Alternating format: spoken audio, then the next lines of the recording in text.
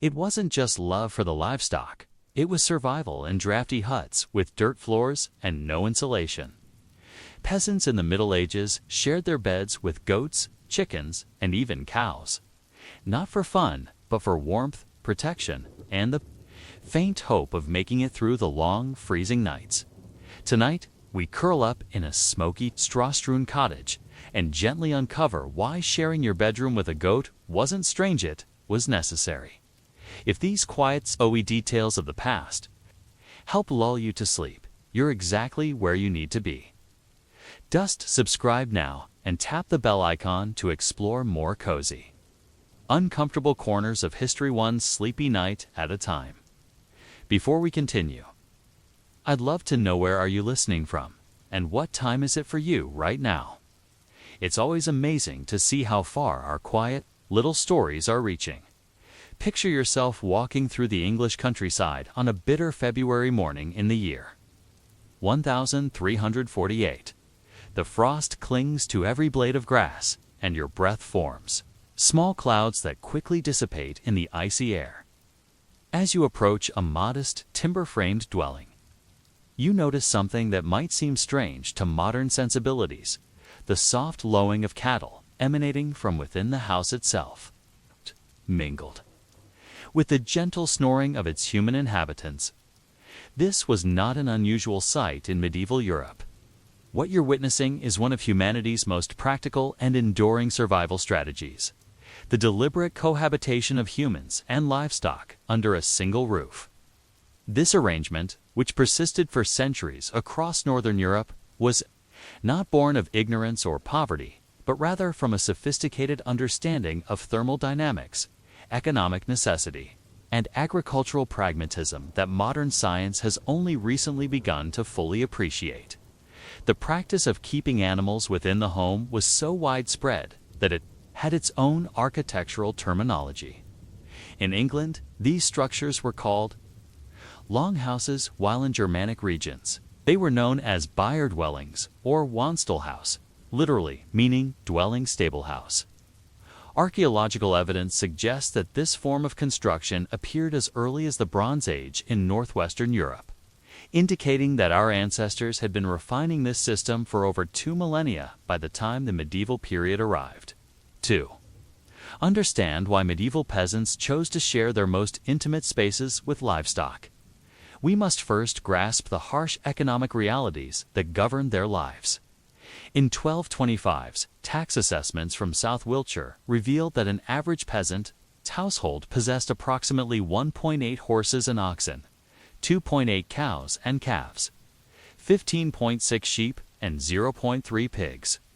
These animals represented not merely livestock, but the entire foundation of a family's economic survival. A single cow could mean the difference between prosperity and starvation, while a horse represented a capital investment equivalent to several months of labor. The relationship between peasants and their animals was intensely personal and economically vital. Unlike the large-scale operations of manor lords who might own hundreds of cattle, a peasant family's entire herd often consisted of no more than one precious cow. This animal would be known by name, its moods and habits intimately understood, its health monitored with the same care given to a family member. The cow provided milk for daily sustenance, cheese for preservation, calves for future breeding or sale, and eventually meat and hide. Its manure fertilized the fields that grew the grain that fed the family. In essence, this single animal was a living embodiment of the family's economic security. But the value of these animals extended far beyond their productive capacity. In the brutal winters of medieval Northern Europe, livestock served as living, breathing heating systems. The body temperature of a cow hovers around 101.5 degrees Fahrenheit, significantly warmer than the human average of 98.6 degrees. A single cow generates approximately 4,000 BTUs of heat per hour through its normal metabolic processes, roughly equivalent to a small space heater running continuously.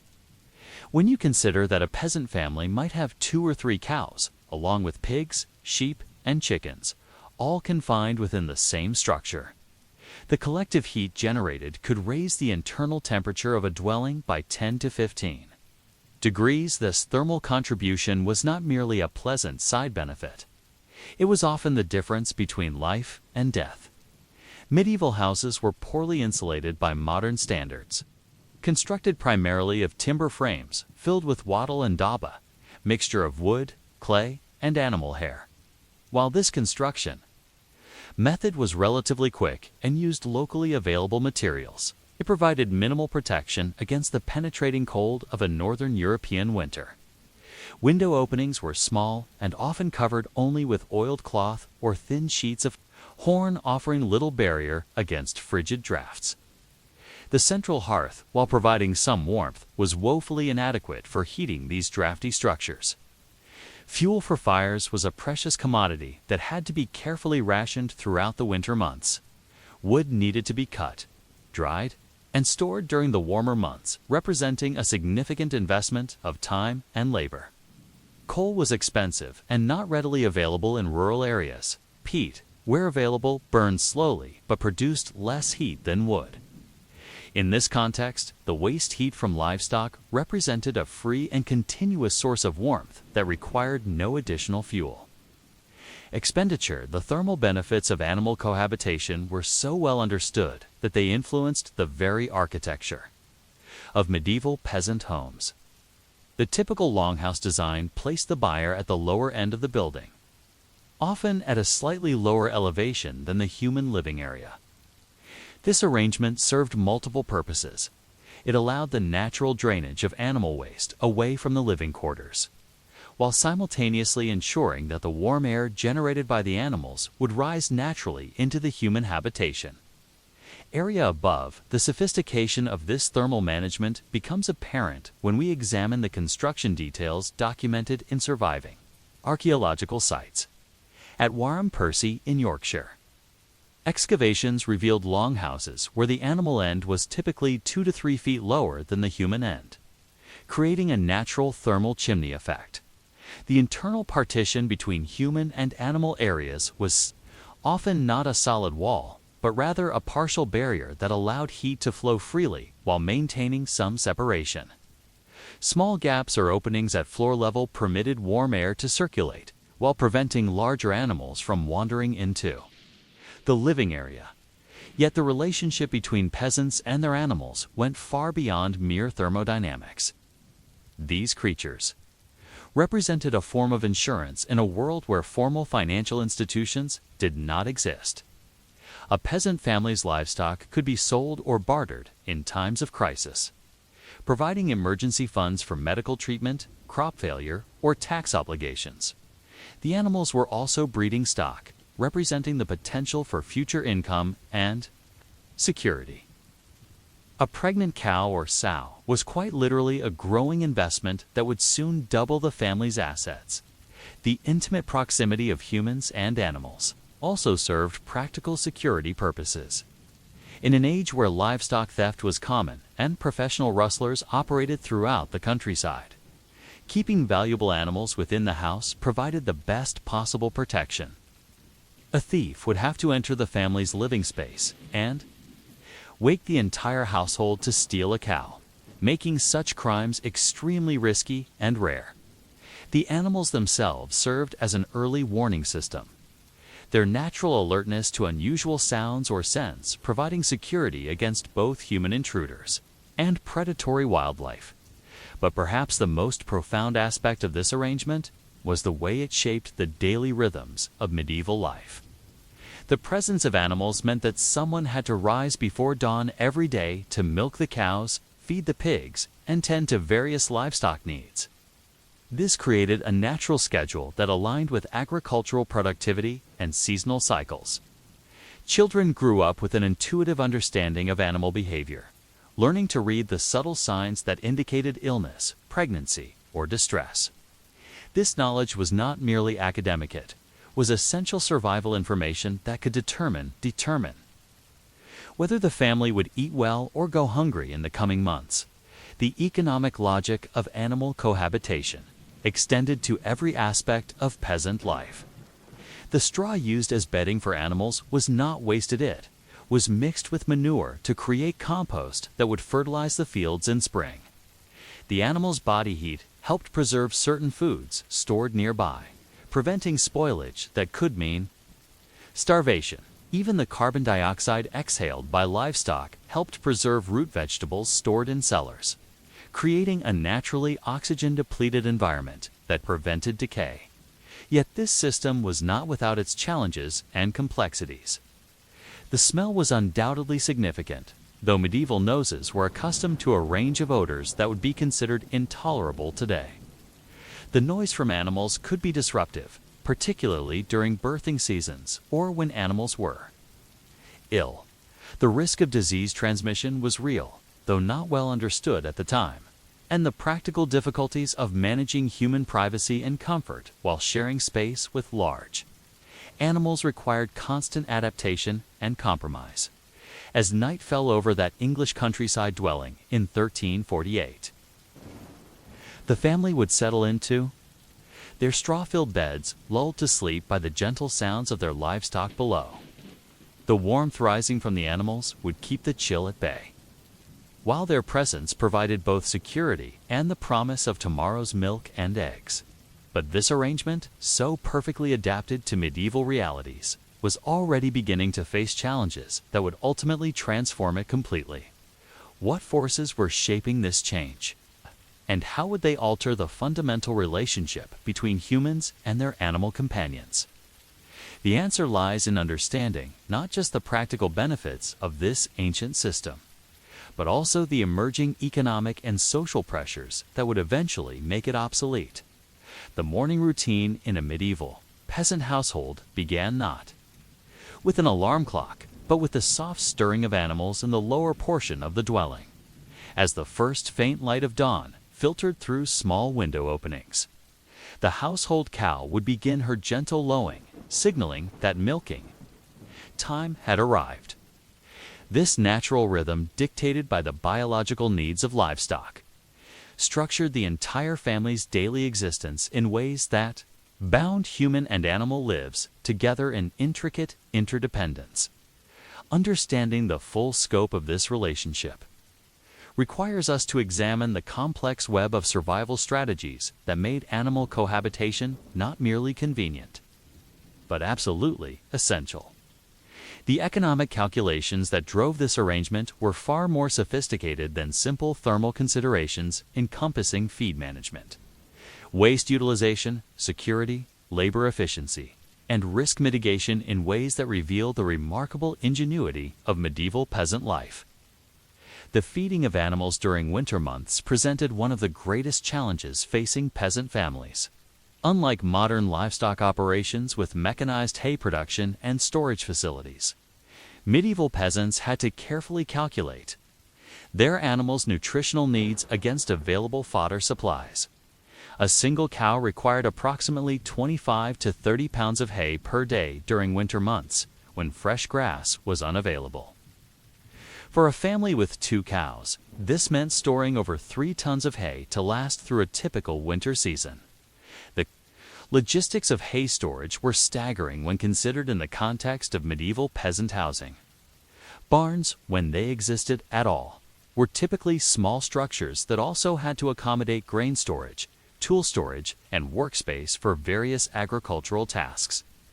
The solution was to integrate animal feeding directly into the domestic architecture. Many longhouses included haylofts above the animal areas, accessible through openings in the floor of the human living space. This arrangement allowed family members to drop fodder down to the animals below without venturing outside in harsh weather. But hay was not the only winter feed for livestock. Peasants supplemented their animals' diets with vegetable scraps, grain chaff, root vegetables, and even prepared foods that were no longer suitable for human consumption. The proximity of animals to the kitchen area made this feeding process efficient and economical. Potato peelings, turnip tops, cabbage leaves, and spoiled bread could be immediately delivered to hungry animals rather than wasted. In an economy where nothing could be discarded, this integration of food systems represented a crucial efficiency. The management of animal waste presented both challenges and opportunities that were elegantly solved through architectural design and seasonal planning. A single cow produces approximately 50 to 80 pounds of manure per day, while a pig generates about 10 pounds daily. For a typical peasant household with multiple animals, this meant managing several hundred pounds of waste each day throughout the winter months. Rather than viewing this as a disposal problem, medieval peasants understood animal waste as a valuable resource that required careful management. The floors of animal areas were typically covered with thick layers of straw, which absorbed moisture and odors while creating a composting environment. This straw was not changed daily as modern stable management might suggest, but rather was allowed to build up throughout the winter months, creating deep beds that provided additional insulation and warmth. The composting process that occurred within these deep litter systems generated significant additional heat through bacterial decomposition. Modern agricultural science has confirmed that properly managed deep litter systems can maintain temperatures of 120 to 140 degrees Fahrenheit in their depths, even when outside temperatures drop well below freezing. This biological heating system essentially turned the animal areas into enormous compost heaters that provided continuous warmth throughout the coldest months. When spring arrived, the accumulated manure and straw mixture was removed and spread on fields as fertilizer. This represented months of accumulated fertility in a concentrated, easily managed form. The timing of this spring cleaning coincided perfectly with planting season, ensuring that nutrients were available precisely when crops needed them most. The integration of waste management into agricultural cycles demonstrates a sophisticated understanding of resource cycling that modern permaculture advocates are only now rediscovering. The security benefits of animal cohabitation extended beyond simple theft prevention to encompass a complex system of mutual protection and early warning. Animals possess sensory capabilities far superior to humans in many respects, particularly hearing and smell. Horses can detect sounds at frequencies up to 25,000 Hz, compared to the human limit of about 20,000 Hz. Cattle have an extremely acute sense of smell, capable of detecting odors at concentrations far below human thresholds. These enhanced senses made livestock invaluable as security systems in an age where professional law enforcement was virtually non-existent in rural areas. Animals would become restless or vocal in response to approaching strangers, unusual weather conditions, or the presence of predators long before humans became aware of potential threats. The rustling of straw, nervous lowing, or agitated movement from the animal area served as an early warning system that could alert the family to danger. Moreover, the presence of large animals within the dwelling served as a psychological deterrent. Two potential intruders, a thief faced with the prospect of navigating through a dark space occupied by potentially aggressive cattle, or protective sows would think twice before attempting to steal from such a household. The animals themselves sometimes actively defended their territory and human companions, particularly sows with piglets or cows with calves. The labor efficiency gained through animal cohabitation was perhaps most apparent during the brutal winter months when outdoor work became dangerous or impossible. Milking could be accomplished without leaving the shelter of the home, protecting both human and animal from harsh weather conditions. The morning and evening milking routines, which had to be maintained regardless of weather, could be completed in relative comfort rather than requiring treacherous journeys to separate outbuildings. This efficiency extended to other daily tasks as well. Feeding animals required only a few steps rather than potentially dangerous treks across icy courtyards. Checking on sick animals could be done continuously rather than during scheduled visits to remote buildings. Birthing animals could be monitored and assisted without the challenges of nighttime travel in winter conditions. The integration of animal care into domestic routines represented a significant labor, saving that freed time and energy for other essential tasks. The economic benefits of this arrangement become even more apparent when we consider the alternative costs. Constructing separate buildings for animals required additional materials, labor, and ongoing maintenance. Timber was a valuable resource that needed to be carefully allocated among competing needs. Stone was expensive and difficult to transport. Even simple materials like straw for roofing and clay for chinking had to be gathered and processed, representing significant investments of time and effort. By integrating animal housing into human dwellings, peasant families could maximize their housing investment while minimizing construction costs. A single roof covered both human and animal needs. One set of walls enclosed the entire operation. The foundation work, always the most labor-intensive aspect of medieval construction, served multiple purposes rather than requiring duplication. The thermal benefits of this integration extended beyond simple warmth to encompass food preservation and processing advantages. Root vegetables stored in cellars beneath animal areas benefited from the stable temperatures maintained by livestock. The natural humidity generated by animal respiration helped prevent excessive drying of stored foods, while the carbon dioxide they exhaled created preservation conditions that inhibited spoilage. Dairy processing, crucial for winter nutrition, was greatly simplified when cows were housed within the main dwelling. Milk could be processed immediately after milking without exposure to contamination or temperature fluctuations. Cheesemaking, which required careful temperature control, could be managed more easily when the workspace remained warm due to animal heat. Butter churning, a labor-intensive process, could be accomplished in comfortable conditions rather than in freezing out buildings. The seasonal rhythms of medieval agriculture were intimately connected to animal biology in ways that made cohabitation both practical and necessary. Breeding cycles were timed to ensure that births occurred during favorable weather, typically in late spring or early summer. This meant that pregnant animals required special care and monitoring during the final weeks of winter, when they were most vulnerable and valuable. The ability to closely monitor pregnant livestock was crucial for economic survival. The loss of a calf or piglet represented not only the immediate loss of the animal itself, but also the loss of future breeding potential and the waste of resources invested in caring for the pregnant mother. In an economy where margins were razor thin, and losses could mean starvation, this level of attentive care was not luxury but necessity, as winter gradually gave way to spring in that English countryside.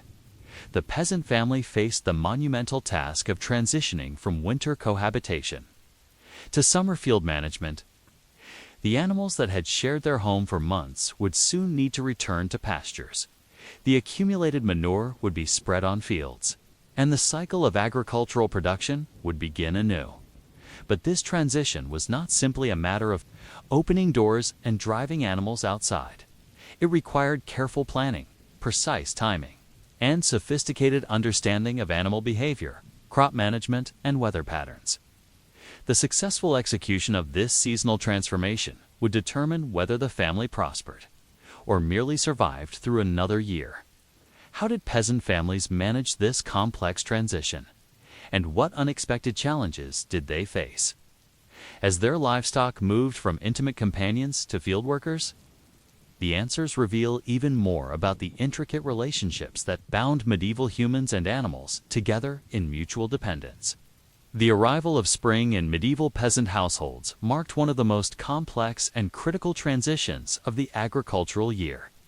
As the harsh grip of winter gradually loosened its hold on the countryside, families faced the delicate task of transforming their intimate winter living arrangements into productive summer farming operations. This seasonal metamorphosis required careful orchestration of animal behavior, architectural adaptation, and agricultural timing that would determine the family's prosperity for the entire coming year. The process typically began in early March, when lengthening daylight and gradually warming temperatures triggered biological changes in both animals and humans. Livestock that had spent months in close confinement began to show signs of restlessness. their natural instincts responding to seasonal cues that signaled the return of grazing opportunities. Pregnant animals, carefully tended through the winter months, approached their birthing times with the promise of new additions to the family's economic foundation. The transition from winter cohabitation to spring field management was fraught with challenges that tested every aspect of peasant agricultural knowledge. Animals accustomed to the warmth and security of indoor living had to be gradually reaccustomed to outdoor conditions without shocking their systems or compromising their health. The timing of this transition was crucial too early, and animals might suffer from late cold snaps or inadequate pasture growth. Too late, and valuable grazing time would be lost while indoor feeding continued to deplete precious fodder stores, the architectural features that had served so well during winter months now required modification or adaptation for spring operations. Doors and openings that had been sealed against winter drafts needed to be reopened and adjusted to allow easy movement of animals between indoor and outdoor spaces. The deep litter systems that had provided warmth and composting throughout the winter required careful removal and transport to fields at the precise moment when soil conditions were suitable for manure application. This spring cleaning was a massive undertaking that engaged the entire family and often required cooperation from neighbors. Months of accumulated manure, straw, and bedding material had to be loaded onto carts or sledges and distributed across fields according to complex calculations of soil fertility needs and crop rotation plans. The quality of this manure varied, depending on the animals that had produced it, the type of bedding material used, and the length of composting time it had undergone. Cattle manure, rich in nitrogen and organic matter, was particularly valuable for grain crops and required careful distribution to avoid over-fertilization that could damage delicate seedlings. Pig manure, higher in phosphorus, was prized for root vegetables and required different handling due to its more liquid consistency. Sheep manure, concentrated and rich in nutrients, was often reserved for the most important crops or areas where soil fertility was particularly depleted. The logistics of manure distribution revealed the sophisticated resource management skills that peasant families had developed over generations. Fields closest to the dwelling received the highest quality, most composted material, while more distant plots received fresher manure that would continue composting in place. The timing of application was coordinated with plowing and planting schedules to ensure maximum benefit from the fertilizer while minimizing labor requirements, but the economic benefits of the winter cohabitation system extended far beyond manure production. The intimate knowledge of individual animals gained through months of close observation proved invaluable as spring breeding and birthing seasons commenced. Peasant families could predict birthing times with remarkable accuracy, prepare for complications based on each animal's history, to provide assistance that dramatically improved survival rates for both mothers and offspring. The birth of calves, piglets, and lambs in spring represented the culmination of careful planning and resource investment that had begun the previous year. Each successful birth doubled the family's livestock assets and provided options for future economic strategies. Young animals could be raised to adulthood for breeding, sold as weaned stock for immediate income, or grown for eventual meat production. The decisions made about each newborn animal had implications that extended months or even years into the future. The integration of animal husbandry with crop production reached its peak complexity during the spring transition period. Breeding cycles had been timed to ensure that births coincided with the availability of high-quality spring pasture that would support lactating mothers. Crop planting schedules were coordinated with the need to provide fresh fodder for animals. Transitioning from stored winter feed to grazing, the intricate timing of these interconnected systems required knowledge that was passed down through generations and continuously refined through practical experience. The social aspects of this transition were as important as the technical considerations. The success of spring operations often depended on cooperation between neighboring families who shared equipment, labor, and expertise. The movement of animals to shared grazing areas required coordination to prevent conflicts over pasture rights. The timing of various activities had to be synchronized within the broader community to ensure that shared resources like grain mills and breeding animals were available when needed. The economic calculations underlying these spring decisions reveal the sophisticated financial planning that peasant families employed despite their lack of formal education or written records. Each animal represented a complex investment with multiple potential returns. A cow that had provided milk, warmth, and manure throughout the winter might now face decisions about breeding, working, or selling. The optimal choice depended on factors including current milk production, breeding, history, age, health status, and market conditions. The transition period also revealed the environmental wisdom embedded in traditional agricultural practices. The gradual movement of animals from indoor to outdoor living allowed natural systems to recover and regenerate. Pastures that had rested through winter could support intensive grazing without degradation. Crops that had benefited from animal fertilization could grow vigorously without depleting soil resources. The seasonal rhythms of this system worked in harmony with natural cycles in ways that sustained productivity over generations. Modern agricultural science has begun to recognize the sophisticated sustainability of these traditional systems. The integration of animal and crop production, the careful management of organic fertility, and the precise timing of agricultural operations achieved yields and soil health that often exceeded those of contemporary industrial methods. The environmental benefits included reduced erosion, improved soil structure, enhanced biodiversity, and natural pest control through integrated livestock management. As spring progressed into summer, a peasant household would gradually adapt to a new rhythm of life. Animals that had been intimate winter companions became partners in the demanding work of crop production. Oxen and horses shifted from passive heat sources to active partners in plowing, planting, and cultivation. Cows that had provided warmth and companionship became the foundation of dairy production systems that would sustain the family. Through the coming year, the knowledge required to successfully manage this transition was encyclopedic in scope and practical in application. Peasant families had to understand animal behavior, soil chemistry, weather patterns, plant biology, construction techniques, food preservation, and dozens of other specialized subjects. This knowledge was gained through direct experience, careful observation, and continuous learning that began in childhood and continued throughout life. Yet this remarkable system, refined over centuries and perfectly adapted to medieval conditions, was already facing pressures that would ultimately transform it beyond recognition. Changes in agricultural technology, economic systems, social structures, and cultural attitudes were beginning to challenge the fundamental assumptions that made human-animal cohabitation both practical and necessary.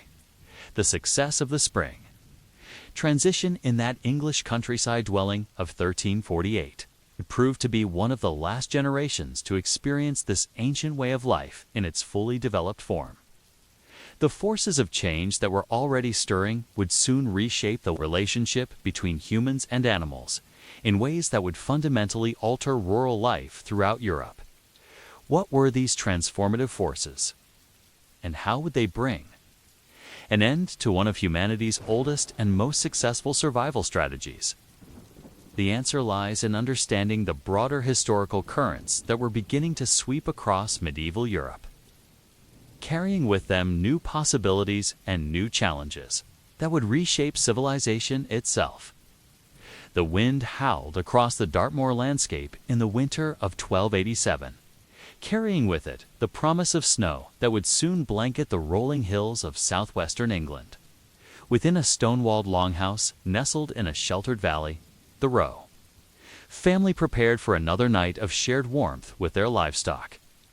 But had you traveled eastward across the Channel to the forests of Bavaria, you would have encountered the Bauer family settling into their own winter routine in a remarkably different, yet functionally similar, structure.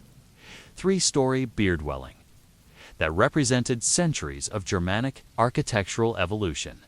These regional variations in human-animal cohabitation reveal one of the most fascinating aspects of medieval European life: how different cultures, climates, and available materials led to remarkably diverse solutions to the same fundamental challenge of winter survival. From the windswept moors of Cornwall to the dense forests of the Holy Roman Empire, from the fjords of Norway to the Mediterranean hills of northern Spain, European peasants developed dozens of distinct architectural forms that all served the same essential purpose: keeping humans and animals alive through the harsh months when nature seemed determined to kill them both. The English longhouse, perhaps the most studied of these forms, represented a distinctly Anglo-Saxon approach to the problem of winter cohabitation. Archaeological excavations at sites like Wareham Percy in Yorkshire and Hangleton in Sussex have revealed structures that followed a remarkably consistent pattern across much of medieval England. These buildings were typically 40 to 60 feet in length, divided into two main sections by a cross passage that ran perpendicular to the long axis of the building. The human end of an English longhouse was invariably located at the uphill end of the structure, taking advantage of natural drainage to ensure that waste from the animal end would flow away from the living areas. This upper end contained the hall, the heart of domestic life, where the family gathered around a central hearth for meals, work, and evening activities. The hall was typically open to the roof, allowing smoke from the fire to rise and eventually escape through a louvre or simple opening in the thatch adjacent to the hall. Separated by wooden partitions or curtains, lay the solar or private chamber where the family slept. This room was smaller and more enclosed than the hall, designed to retain heat more effectively during the coldest nights. Some larger longhouses included additional chambers for storage, food preparation, or housing for servants or extended family members. The cross passage that divided the longhouse served multiple functional purposes beyond simple separation of human and animal areas. This corridor, typically 8 to 10 feet wide, provided a practical workspace for activities that required more room than the main hall could accommodate. During harvest season, grain processing might take place here. In winter, it served as a staging area for managing animals, storing feed, and handling the daily tasks of livestock management. The animal end of the English longhouse, known as the byre, was typically slightly larger than the human end, reflecting the economic reality that a family's livestock often represented more square footage of living requirements than the human occupants. This area was divided into stalls or bays designed to accommodate different types of animals according to their specific needs and social hierarchies. Cattle, being the most valuable and requiring the most space, typically occupied the stalls closest to the cross passage where they could be easily accessed for milking and feeding. These stalls were often paved with stone flags or cobbles to provide drainage and easier cleaning. Wooden feed mangers ran along the walls, positioned at heights appropriate for different animals, while hay racks above allowed for efficient fodder distribution. Pigs, valued for their meat production and their ability to convert kitchen scraps into protein, were housed in smaller enclosures often equipped with wooden troughs for feeding slops and waste materials. The pig area was typically positioned to take advantage of kitchen proximity, allowing for easy disposal of food waste, while maintaining some separation from other animals that might be disturbed by the pig's often boisterous behavior. Sheep, when housed indoors at all, were often kept in communal areas where they could huddle together for warmth. Their natural flocking behavior made individual stalls unnecessary, and their smaller size allowed for higher density housing. Chickens and other poultry were frequently accommodated in coops suspended from the rafters or in small ground-level enclosures that could be easily cleaned and maintained. But the English longhouse was just one solution among many. that European peasants developed to address the challenges of winter cohabitation. Travel north across the Scottish border, and you would encounter the butt and ben houses that dominated rural Scotland well into the 19th century.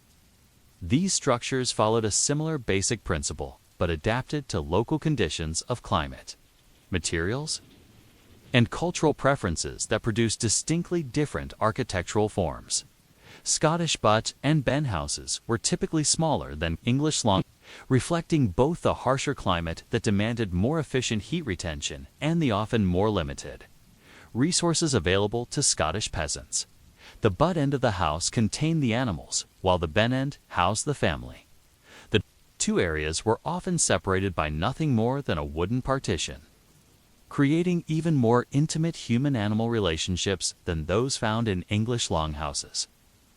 The construction materials available in Scotland also influenced the design of these dwellings.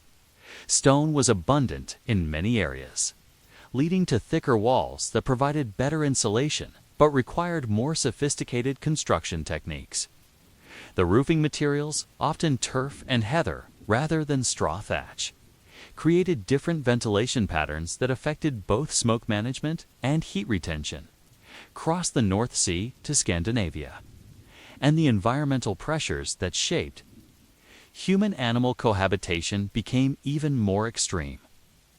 Norwegian peasants developed stolpia structures, buildings supported by vertical posts, sunk directly into the ground, that could withstand both the weight of heavy snow loads and the ground instability caused by repeated freeze-thaw cycles. These Norwegian buildings often incorporated even more intimate animal-human relationships than their southern counterparts. The extreme cold of Scandinavian winters made every bit of animal heat precious, leading to architectural solutions that maximized thermal transfer between species. Some stolpihais included sleeping platforms positioned directly above animal stalls, allowing human occupants to benefit from the rising warmth of livestock throughout the night. The available building materials in Scandinavia also influenced construction methods in ways that affected human-animal relationships. The abundance of timber led to log construction techniques that created more airtight buildings than the timber frame structures common in England. This improved thermal efficiency, but required more sophisticated ventilation systems to prevent the buildup of harmful gases from both animal waste and cooking fires. Travel south and east into the Germanic regions of Central Europe, and you encounter perhaps the most architecturally sophisticated solutions to the challenges of human-animal cohabitation. German-speaking areas developed several distinct types of byre dwellings, each adapted to specific regional conditions of climate, available materials, and cultural preferences. The Low Saxon house, distributed across the North German plain from the Netherlands to the Bay of Gdansk, represented one of the most successful architectural forms in European history. These massive structures, some reaching lengths of over 100 feet, accommodated extended families, multiple generations, and substantial livestock herds all under a single enormous roof. The construction of a Low Saxon house was a community undertaking that might take several years to complete. The massive oak timbers required for the frame had to be carefully selected, cut, and seasoned. The intricate joinery that connected these timbers required master craftsmen whose skills were passed down through generations of builders. The thatched roofs, often 2 feet thick, required tons of straw and the expertise of specialized thatchers. But perhaps the most remarkable aspect of Low Saxon houses was their internal organization. These buildings were essentially agricultural factories that integrated human habitation, animal husbandry, crop storage, and food processing under a single roof. The central nave of the building, flanked by lower aisles on either side, created a cathedral-like space that could accommodate dozens of cattle in organized stalls.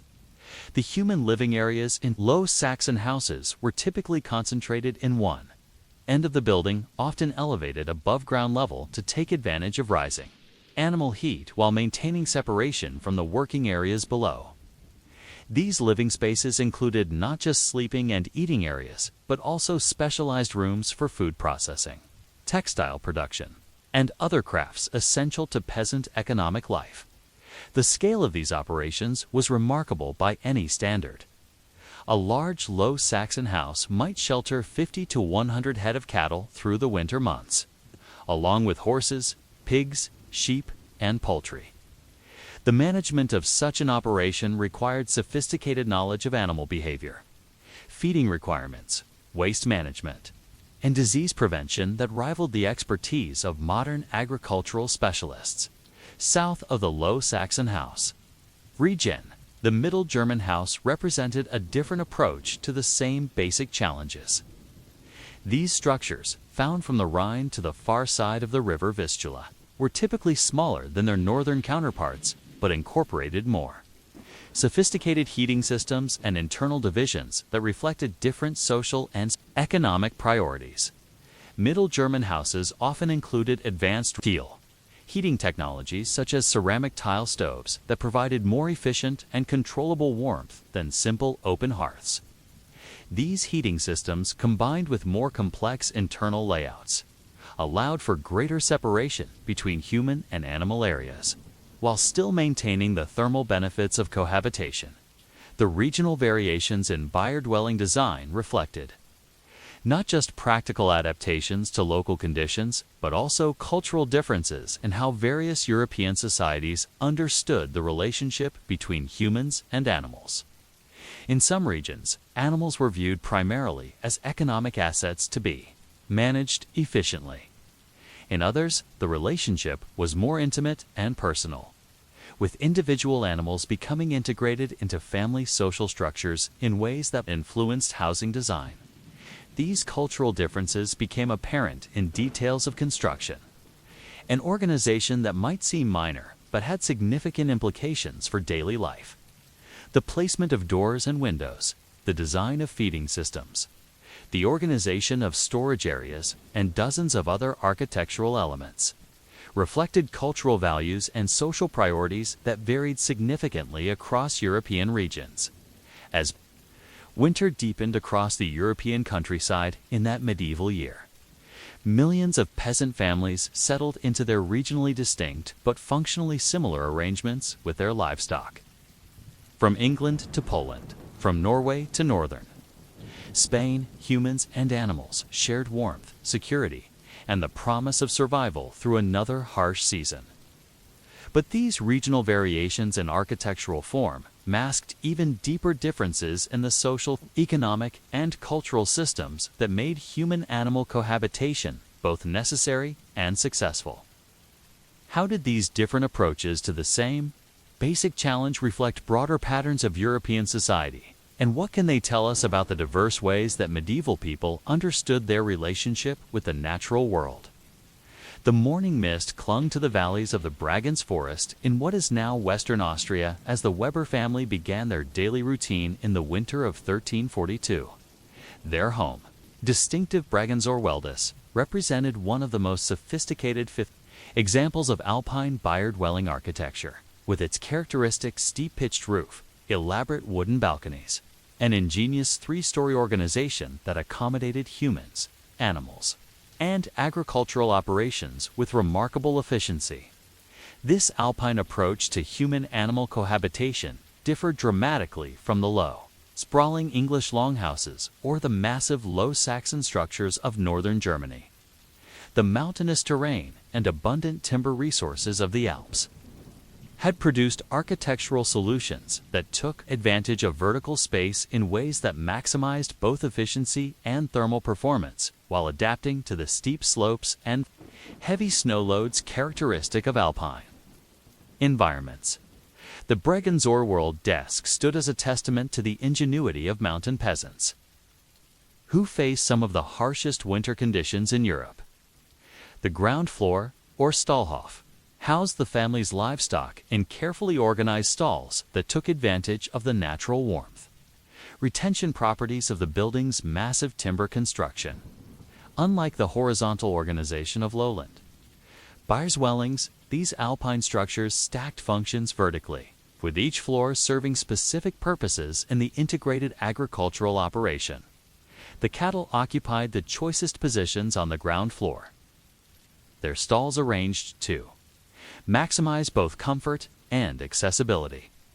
The construction techniques used in these alpine buildings were remarkable for their sophistication, employing joinery methods that created virtually airtight seals while still allowing for necessary ventilation. The thick timber walls, often constructed from larch or pine logs that might be 2 feet or more in diameter, provided insulation values that modern construction methods struggle to match. Above the animal quarters, the main living floor contained the family's domestic spaces arranged around a central stube or heated room that served as the heart of family life. This room was heated by a massive ceramic tile stove, fed from the kitchen and designed to radiate heat efficiently throughout. The living areas? The positioning of this heated space directly above the animal quarters created a sophisticated thermal system that captured and distributed heat from both the animals below and the stove above. The third floor of the Bregenzerwald served as both storage space and hayloft, with massive doors opening onto the characteristic wooden balconies that allowed for easy loading of hay and grain. During harvest season, this vertical organization meant that fodder could be stored directly above the animals it would feed, eliminating the need to transport heavy loads through harsh winter weather. Hay could be dropped down through internal chutes, creating an efficient feeding system that minimized labor while maximizing the freshness and quality of animal feed. But the alpine approach to human-animal cohabitation extended beyond simple architectural efficiency to encompass sophisticated understanding of animal behavior and environmental management. The extreme conditions of mountain winters required more intensive animal care than lowland environments, leading to practices that created even more intimate relationships between humans and their livestock. Alpine peasants developed detailed knowledge of how different animals responded to altitude, temperature fluctuations, and the unique stresses of mountain environments. Cattle breeds were selected not just for milk production or meat quality, but for their ability to thrive in confined spaces during extended winter periods. The famous alpine dairy traditions that produced cheeses like Gruyere and Emmental developed directly from the intensive management practices that mountain cohabitation required. The social implications of these architectural differences were profound. The vertical organization of alpine byre dwellings created different patterns of family interaction and labor division than the horizontal layouts of lowland structures. Children in alpine households learned to navigate the complex, three-dimensional environment of their homes, developing different skills and perspectives than their lowland counterparts. Travel eastward from the Alps into the vast forests of Central Europe, and you would encounter yet another distinctive approach to human-animal cohabitation. The forest-dwelling peasants of regions like Bohemia and Silesia developed structures that reflected both the abundant timber resources of their environment and the unique challenges of forest life, including the constant threat of predation from wolves, bears, and other large carnivores. These forest byre dwellings were typically more heavily fortified than their counterparts in open agricultural regions. The walls were often double-thickness logs with the space between filled with stones, clay, and moss for both insulation and protection. The few windows were small and positioned high on the walls, designed more for ventilation than illumination. The overall effect was of structures that served as fortresses as much as homes, reflecting the dangerous realities of medieval forest life. The animal management practices in forest regions also differed significantly from those in agricultural areas. Forest peasants often kept different species of animals, including goats that could browse on forest vegetation, hardy breeds of cattle that could survive on forest fodder, and pigs that could forage for acorns and other forest foods. The integration of these animals into domestic spaces required different architectural solutions and management techniques. The cultural attitudes toward animals in forest communities also developed along different lines than those in agricultural regions. The constant presence of dangerous wildlife made domestic animals valuable not just for their economic contributions, but for their roles as early warning systems and even protectors. Dogs in particular held positions of respect and importance that influenced housing design and family social structures in distinctive ways. Move north into the Scandinavian regions, and the environmental pressures that shaped human-animal cohabitation became even more extreme. The Norse settlements of medieval Iceland represented perhaps the ultimate test of these architectural and management systems, where families had to survive months of almost continuous darkness in temperatures that regularly dropped far below anything experienced in more temperate regions of Europe. Icelandic turf houses, with their distinctive grass-covered roofs and thick stone walls, represented architectural adaptations that pushed the principles of human-animal cohabitation to their logical limits. These structures were often partially underground, taking advantage of the Earth's thermal mass to maintain stable temperatures even during the most severe Arctic storms. The animal management practices in these extreme northern environments required encyclopedic knowledge of cold weather animal care. Icelandic peasants developed techniques for maintaining livestock health during extended periods of confinement that would have impressed modern veterinarians. They understood the nutritional requirements of different animals during extreme cold, the behavioral changes that indicated health problems, and the management practices that prevented the spread of disease in confined populations. The social structures that developed in these extreme environments also reflected the unique challenges of extended cohabitation. Icelandic households often included multiple families who shared not just living space, but also the enormous workload required to maintain both human and animal populations through the harsh northern winters. The legal and social frameworks that governed these arrangements became codified in elaborate systems of customary law that regulated everything from animal inheritance to the division of labor during emergency conditions. But perhaps the most remarkable aspect of these regional variations was how they reflected different cultural understandings of the relationship between humans and the natural world. In some regions, animals were viewed primarily as economic resources to be managed efficiently for maximum productivity. In others, the relationships were more reciprocal, with animals seen as partners in the struggle for survival who deserved consideration and care beyond their economic value. These cultural differences became apparent in architectural details that might seem insignificant, but had profound implications for both human and animal welfare. The size and positioning of windows, the design of ventilation systems, the materials used for flooring, and dozens of other architectural elements reflected different values and priorities that varied significantly across European regions. The Germanic tradition of constructing elaborate heating systems reflected a cultural emphasis on comfort and technological sophistication that contrasted with the more austere approaches found in Celtic regions. The Scandinavian focus on underground construction revealed cultural attitudes toward the wordly/lees. Warly kiss, warly/only ruby kiss. Only ruby kiss has the luxurious texture that glides on. Relationship between human society and the natural environment that differed markedly from the above-ground preferences of Mediterranean cultures. These regional differences in approach to human-animal cohabitation also reflected broader patterns of economic and social organization. Regions with more complex agricultural systems tended to develop more sophisticated architectural solutions, while areas with simpler subsistence economies maintained more basic arrangements. The level of social stratification within peasant communities influenced both the scale and complexity of byre-dwelling construction as winter deepened across Europe in that medieval year. These diverse architectural and cultural approaches to human-animal cohabitation faced similar environmental challenges, but addressed them through remarkably different strategies.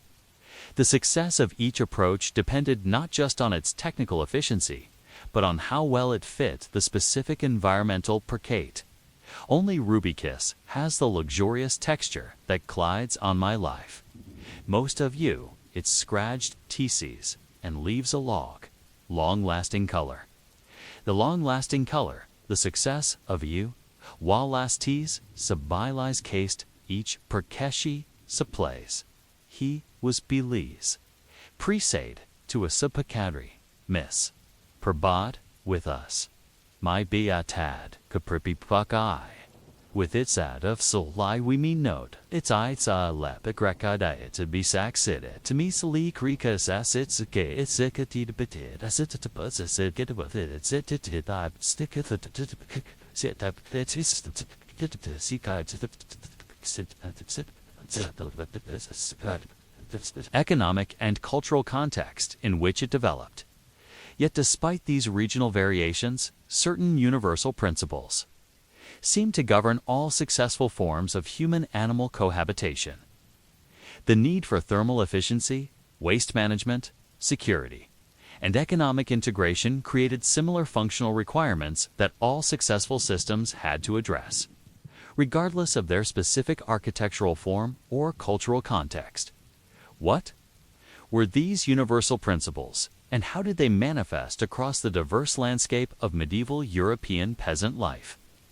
The answer reveals fundamental truths about the relationship between humans and animals that transcended regional boundaries and cultural differences, pointing toward basic biological and economic realities that shaped medieval life throughout the continent. The harsh reality of survival in medieval Europe created evolutionary pressures that shaped human-animal relationships in remarkably consistent ways. Despite the dramatic regional variations in architecture, culture, and environment that we have explored, as the brutal winter of 1348 settled across the European continent, from the stone cottages of Cornwall to the timber halls of Prussia, certain fundamental principles of cohabitation asserted themselves with the inexorable logic of biological necessity. The first and perhaps most crucial of these universal principles was thermal optimization, the precise management of heat generation, retention, and distribution that meant the difference between life and death during the coldest months. Regardless of whether a family lived in an English longhouse, a Germanic byre dwelling, or a Scandinavian earth-sheltered structure, they all faced the same basic thermodynamic challenge: how to maintain temperatures above the threshold of human survival using only the heat sources available in pre-industrial society. The solutions that evolved across different regions revealed a sophisticated understanding of thermal physics that modern science has only recently begun to fully appreciate. The positioning of animals within domestic structures was never random, but followed precise calculations of heat generation, air circulation, and thermal stratification that maximize the benefit of animal body heat while minimizing the drawbacks of animal presence in virtually every successful cohabitation system. The heaviest animals, cattle and horses, were positioned at the lowest levels of the structure, taking advantage of the natural tendency of warm air to rise. This positioning also served practical purposes related to waste management and structural engineering, but its thermal benefits were equally important. A typical cow generates approximately 4,000 BTUs of heat per hour, roughly equivalent to a small space heater running continuously. When multiple large animals were concentrated in the lower portions of a dwelling, they created a reliable heat source that could raise interior temperatures by 10 to 15 degrees even in the depths of winter. The architectural features that facilitated this thermal transfer showed remarkable consistency across regional variations. Openings between animal and human areas were carefully sized and positioned to allow optimal heat flow while maintaining necessary separation. Floor designs incorporated materials and construction techniques that conducted heat efficiently upward, while providing drainage for animal waste downward. Ceiling heights and room proportions reflected sophistication, understanding of air circulation patterns that maximize thermal efficiency But thermal management was only one aspect of the universal principles that governed successful human-animal cohabitation. Economic integration represented an equally crucial factor that shaped these relationships in consistent ways across diverse regional contexts. The animals that shared human living spaces were never chosen randomly, but represented careful calculations of economic value, resource requirements, and productive potential that determined the survival prospects of peasant families. The species composition of household animals showed remarkable consistency across European regions. Despite significant differences in local environments and cultural preferences, cattle were virtually universal, valued not just for their thermal contributions, but for their multiple economic functions as sources of milk, meat, leather, and draft power. The intimate knowledge of individual animals that developed through months of close cohabitation enabled peasant families to maximize the productive potential of these valuable assets. Pigs were equally common across diverse regional contexts, though their management varied significantly depending on local conditions and cultural practices. The ability of pigs to convert kitchen scraps and agricultural waste into high-quality protein made them indispensable partners in the resource conservation strategies that medieval survival required. Their position within domestic structures reflected both their economic value and their specific behavioral and physiological needs. The integration of poultry into cohabitation systems followed similar patterns across regional boundaries, with chickens, geese, and ducks providing essential protein through eggs and eventual meat while serving as efficient converters of insects, scraps, and waste materials that might otherwise create health hazards. The positioning of poultry within domestic structures reflected understanding of their behavioral patterns, environmental needs, and economic contributions that transcended cultural differences. The third universal principle that governs successful cohabitation systems was security integration, the use of animals as early warning systems, protective barriers, and active defenders against the numerous threats that medieval peasant families faced. This security function was perhaps most crucial in regions where human settlement was sparse and formal law enforcement was virtually non-existent. But it played important roles in all successful cohabitation arrangements.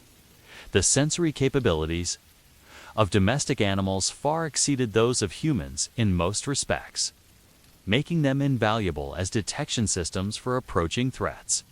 Horses could hear sounds at frequencies and distances beyond human capability.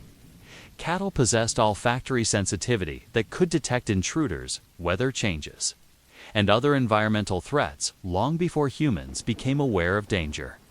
Dogs, where present, combined superior senses with loyalty and protective instincts that made them formidable guardians of both human and animal members of the household. The positioning of animals within domestic structures reflected sophisticated understanding of how to maximize these security benefits. Animals were typically placed in locations where they could monitor approaches to the dwelling, while their reactions could be easily observed by human inhabitants.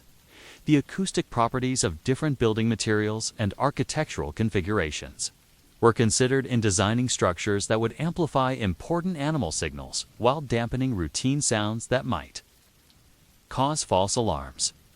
The fourth universal principle involved waste management integration, the systematic conversion of animal waste products into valuable resources that supported the agricultural systems upon which peasant survival depended. This aspect of cohabitation required perhaps the most sophisticated technical knowledge, as it involved understanding the chemical and biological processes that transformed waste materials into soil amendments, fuel sources, and other useful products. The deep litter systems that developed in successful cohabitation arrangements represented remarkable achievements in biological engineering that modern sustainable agriculture is only now rediscovering. These systems created controlled composting, environments that converted animal waste and bedding materials into valuable fertilizer while generating additional heat through bacterial decomposition. The management of these systems required precise knowledge of moisture levels, air circulation, bedding materials, and timing that peasant families acquired through generations of practical experience. The seasonal rhythms of waste management showed remarkable consistency across regional variations, reflecting universal biological and agricultural principles that transcended cultural differences. The timing of manure removal and field application was coordinated with crop cycles, weather patterns, and soil conditions in ways that maximized fertility benefits while minimizing labor requirements and health risks. The fifth universal principle encompassed labor integration, the organization of work patterns and family responsibilities that made human-animal cohabitation both practical and efficient. The daily, weekly, and seasonal routines that governed these arrangements reflected sophisticated understanding of animal behavior, human physiology, and agricultural requirements that optimized the use of available human resources. The division of labor within cohabitation systems typically assigned specific animal care responsibilities based on the physical capabilities, knowledge requirements, and availability of different family members. Children learned animal care skills from an early age, developing intimate knowledge of animal behavior and needs that would serve them throughout their lives. Women often took primary responsibility for dairy animals and poultry, while men focused on draft animals and larger livestock management. The timing of various activities within cohabitation systems reflected careful coordination of human and animal biological rhythms, milking schedules, feeding routines, and waste management activities were organized to minimize labor requirements while maximizing animal productivity and welfare. The integration of these activities with other household tasks created efficient work patterns that made intensive animal management compatible with the numerous other demands of peasant life. These universal principles of thermal optimization, economic integration, security integration, waste management integration, and labor integration created cohabitation systems that were remarkably successful in achieving their primary goal of ensuring human and animal survival through harsh winter conditions. The effectiveness of these systems is demonstrated by their persistence across centuries and their adaptation to diverse environmental and cultural contexts throughout medieval Europe.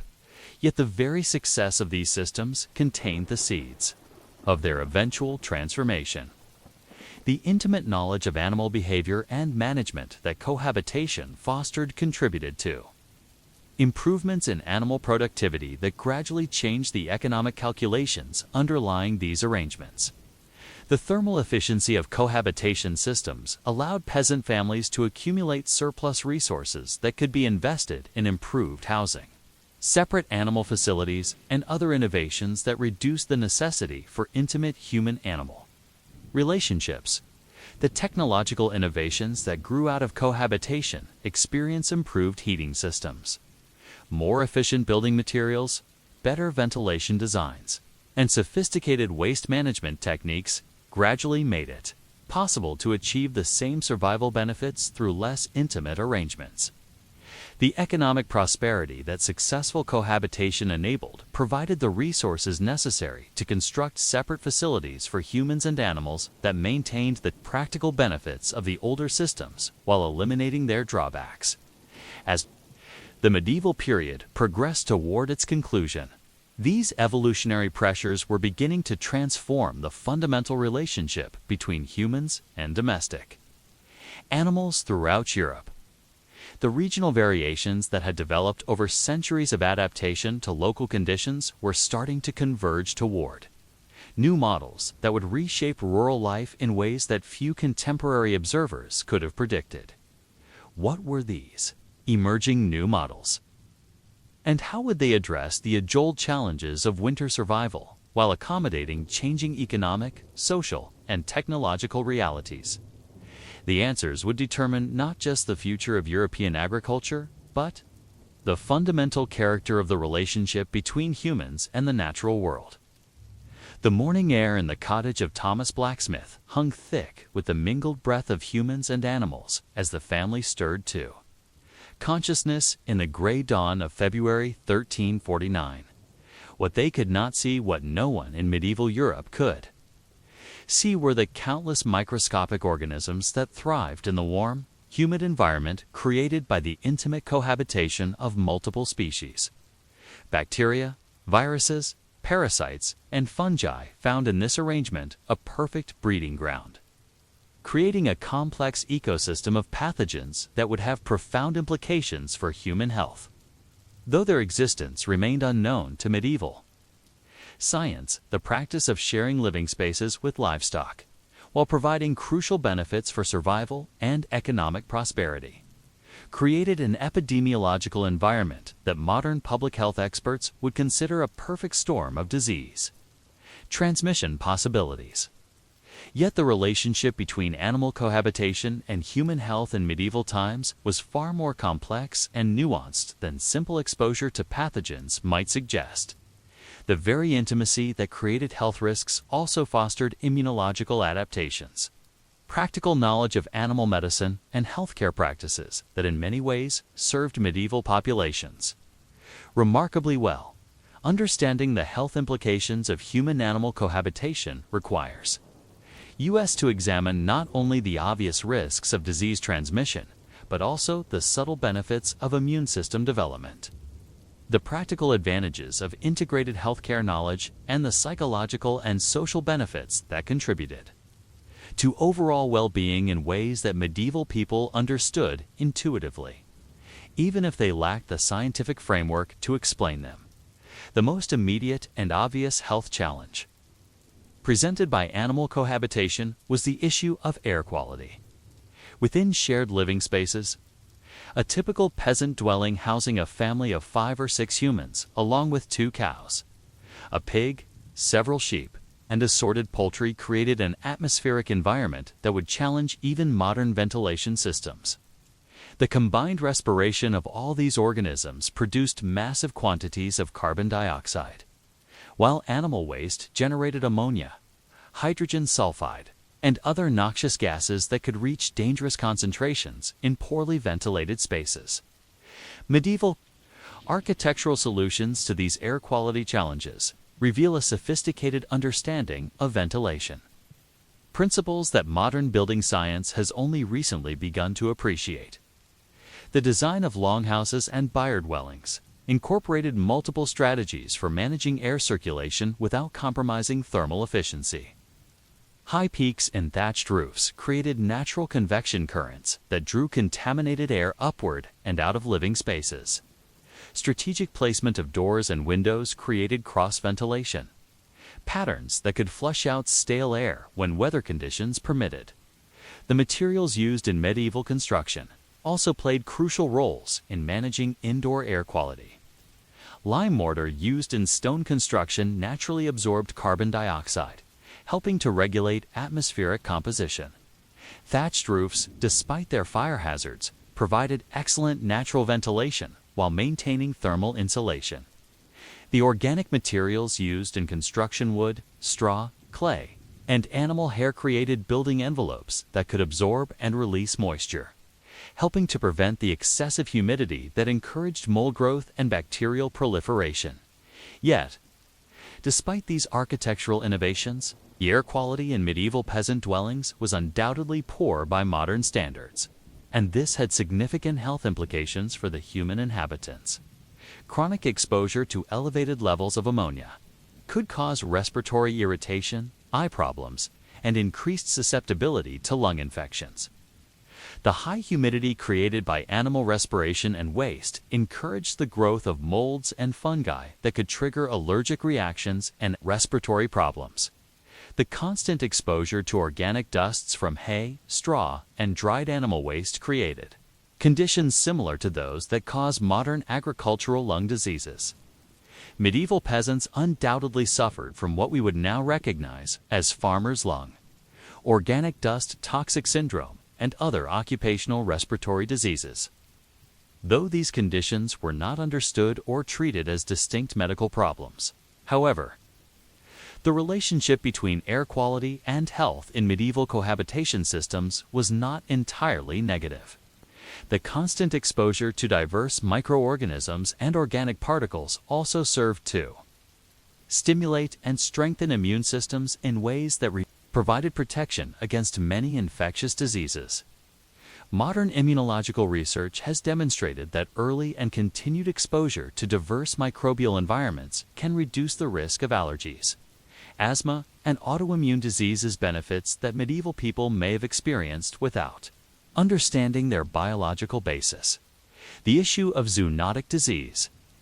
Transmission, the spread of diseases from animals to humans, represented, perhaps, the most serious health risk associated with medieval cohabitation practices. The intimate contact between humans and livestock created ideal conditions for the cross-species transmission of bacterial, viral, and parasitic infections that could cause serious illness or death in human populations.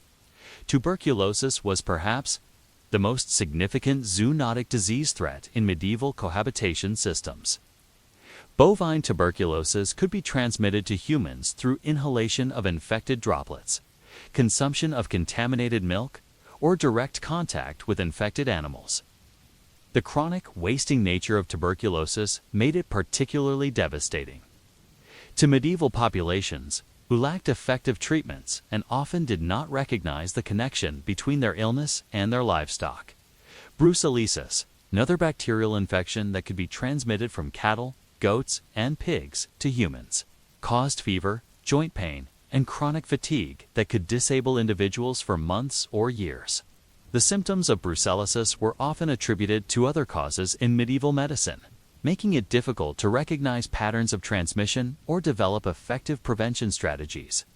Anthrax, while less common in domestic livestock, represented a constant threat to humans who worked closely with animals. The bacterial spores that cause anthrax could survive in soil and animal products for decades, creating ongoing risks for anyone who handled wool, hides, or meat from infected animals. The pulmonary form of anthrax, caused by inhaling spores, was almost invariably fatal without modern antibiotic treatment. Various parasitic infections also flourished in the environment created by human-animal cohabitation. Intestinal worms that infected livestock could also parasitize humans, causing malnutrition, anemia, and digestive problems that undermined overall health and resistance to other diseases. Skin parasites like scabies and lice found ideal conditions for transmission between species in the close quarters of shared living spaces. Yet medieval people were not passive victims of these zoonotic disease risks. They developed sophisticated strategies for recognizing, preventing, and treating animal diseases that provided significant protection for both human and animal health. The intimate knowledge of animal behavior that developed through constant cohabitation enabled peasants to detect illness in their livestock at very early stages, often before obvious symptoms appeared.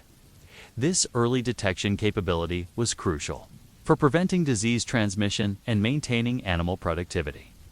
Medieval peasants could recognize subtle changes in appetite, behavior, movement, and appearance that indicated developing health problems. They understood the seasonal patterns of various diseases, the environmental conditions that promoted illness, and the management practices that helped prevent outbreaks. The veterinary knowledge that medieval peasants possessed was remarkable for its sophistication and effectiveness. They understood the importance of quarantine procedures for preventing disease spread, the value of nutritional management in maintaining animal health, and the herbal and folk remedies that could treat many common ailments. While their explanations for disease causation were often incorrect by modern scientific standards, their practical approaches to prevention and treatment were often quite effective.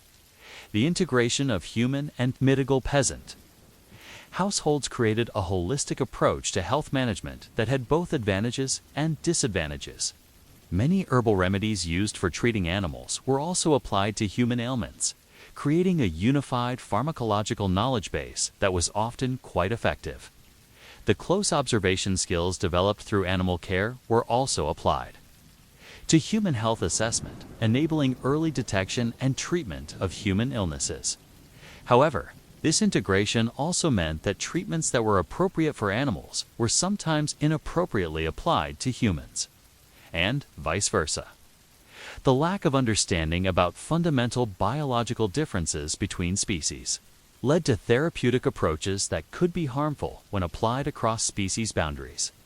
The psychological and social health benefits of animal cohabitation were significant and often overlooked in discussions focused primarily on physical health risks. The presence of animals provided emotional comfort, companionship, and social structure that contributed to mental health and legacy, psychological well-being in ways that medieval people valued highly.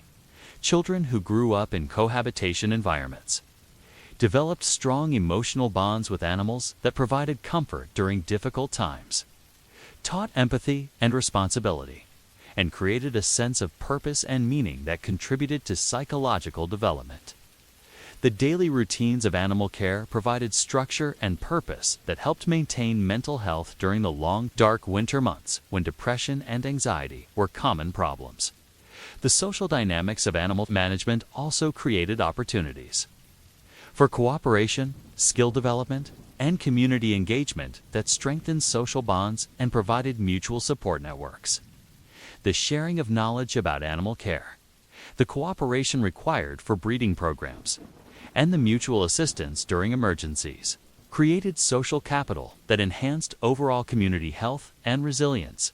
As Thomas Blacksmith and his family began their daily routines in that February morning of 1349, they were participating in a complex dance of risk and benefit, danger and protection, that had evolved over centuries of human-animal cohabitation. The health implications of their choices would affect not only their immediate survival, but also their long-term well-being and that of their descendants. Yet they could not have imagined that within months, their world would be transformed by a pandemic that would call into question everything they thought they knew about disease, health, and the relationship between humans and animals. The Black Death was approaching, and with it would come new understanding about the connections between animal and human health that would begin to reshape medieval society in fundamental ways. What lessons would this approaching catastrophe teach about the health implications of human-animal relationships? And how would medieval people respond to new evidence about the risks and benefits of their ancient survival strategies? The autumn of 1348 brought more than the usual seasonal preparations to the villages scattered across medieval Europe, along with the familiar routines of slaughtering pigs for winter meat and gathering the last harvests before the hard frosts. There came whispered reports of a terrible pestilence that was spreading westward from the east. The Black Death, as it would come to be known, represented not just a demographic catastrophe, but a fundamental challenge to medieval understanding of disease, health, and the relationship between humans and the animals with whom they shared their most intimate living spaces. As reports of the plague's devastating effects reached English villages, German farmsteads, and Alpine valleys, medieval people began to question assumptions about health and disease that had guided their survival strategies for generations. The intimate cohabitation with livestock that had enabled their ancestors to survive countless harsh winters suddenly seemed potentially dangerous in ways that traditional medical knowledge could not explain or address. The medieval understanding of disease causation was fundamentally different from modern germ theory, relying instead on concepts of miasma-corrupted air and humoral imbalance that suggested different approaches to preventing and treating illness. According to these theories, disease was caused by breathing foul air or by imbalances in the four bodily humors: blood, phlegm, yellow bile, and black bile. While these explanations were scientifically incorrect, they led to practical approaches that sometimes provided real health benefits. The miasma theory of disease suggested that illness was caused by breathing corrupted air, particularly air that had been contaminated by rotting organic matter or other sources of foul odors. This theory led medieval people to associate bad smells with disease risk, encouraging practices that actually did improve sanitation and reduce pathogen exposure, even though the theoretical justification was incorrect. In the context of human-animal cohabitation, miasma theory created complex attitudes toward the health implications of shared living spaces. On one hand, the obvious odors associated with animal waste and close quarters were seen as potentially harmful sources of corrupted air. On the other hand, many medieval people believed that certain animal odors actually provided protection against disease, leading to practices that seem bizarre by modern standards but may have had some genuine protective effects. The belief that strong, pungent odors could ward off disease led some medieval people to deliberately expose themselves to animal smells as a form of prophylaxis. The theory was that powerful natural odors could overpower and neutralize the corrupted air that caused illness, while this approach was based on incorrect understanding of disease causation. It may have provided some protection by encouraging people to spend time in environments where their immune systems were regularly challenged and strengthened by exposure to diverse microorganisms. The humoral theory of medicine suggested that health depended on maintaining proper balance between the four bodily humors, each of which was associated with specific qualities of heat, cold, moisture, and dryness. According to this system, illness resulted from imbalances that could be corrected through diet, exercise, bloodletting, purging, and other interventions designed to restore humoral equilibrium. In the context of animal cohabitation, humoral theory provided a framework for understanding both the benefits and risks of close contact with livestock. Animals were classified according to their humoral qualities, with cattle considered hot and moist, pigs hot and dry, sheep cold and dry, and chickens hot and moist. The health effects of exposure to different animals were understood in terms of how their humoral qualities might affect human humoral balance. This system led to sophisticated recommendations about which animals were most beneficial for people with different constitutional types and health conditions. Individuals with cold, dry constitutions were advised to spend more time near hot, moist animals like cattle, while those with hot, moist constitutions might benefit from exposure to cold, dry animals like sheep. While these recommendations were based on incorrect medical theory, they often led to practices that provided real health benefits through mechanisms that medieval people did not understand. The arrival of the Black Death created a crisis that challenged all existing medical theories and practices. The unprecedented mortality rates and the apparent inability of traditional treatments to provide protection or cure forced medieval people to reconsider their understanding of disease causation and prevention. In the context of human-animal cohabitation, the plague raised urgent questions about whether close contact with animals might be contributing to the spread of disease. Some medieval observers noted that the plague seemed to affect both humans and animals, leading to speculation that there might be connections between animal and human illness that had not been previously recognized. Reports of unusual mortality among livestock, wild animals, and domestic pets suggested that the plague was not exclusively a human disease, raising questions about the role of animals in disease transmission. These observations led to some of the first attempts to systematically study the relationship between animal and human health in medieval Europe. While the methods and theoretical frameworks were primitive by modern standards, these investigations represented important steps toward understanding zoonotic disease transmission and the epidemiological implications of human-animal cohabitation. The responses to plague concerns about animal cohabitation varied significantly across different regions and communities. Some areas implemented measures to reduce contact between humans and animals, including requirements for separate housing and restrictions on bringing animals into human living spaces.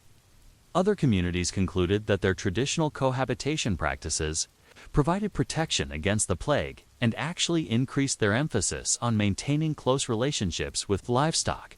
The effectiveness of these different approaches is difficult to assess with historical hindsight, as mortality rates from the Black Death varied enormously across different communities for reasons that are still not fully understood by modern epidemiologists.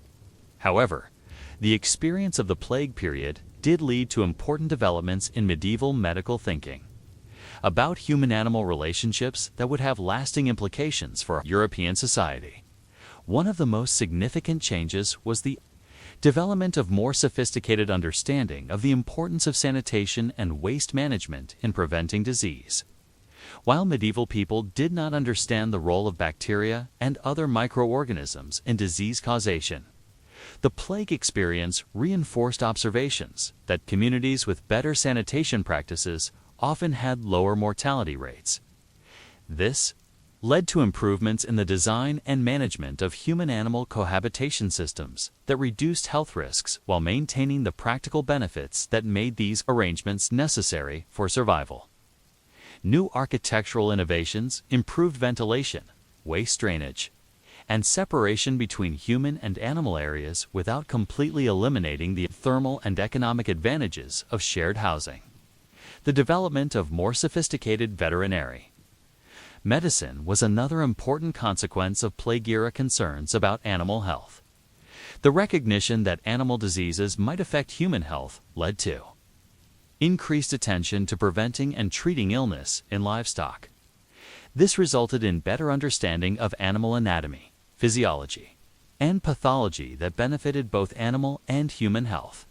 Medieval veterinary texts from the post-plague period show marked improvements in the accuracy of disease descriptions, the effectiveness of treatments, and the understanding of disease prevention strategies. While much of this knowledge was still based on incorrect theoretical foundations, the practical results often provided real benefits for animal health and welfare.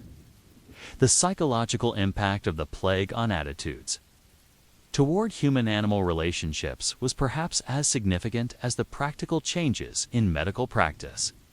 The massive mortality and social disruption of the plague years created a sense of vulnerability and uncertainty that affected how people understood their relationship with the natural world, including the animals with whom they shared their lives. Some communities developed stronger emotional bonds with their animals as sources of comfort and stability in a world that seemed increasingly dangerous and unpredictable. The animals that had survived the plague alongside their human companions were seen as partners in survival, who deserved special care and consideration. This led to improvements in animal welfare practices that reflected both practical concerns about maintaining valuable livestock and emotional attachments that had deepened during the crisis. Other communities developed increased wariness about close contact with animals, viewing them as potential sources of disease and danger rather than partners in survival.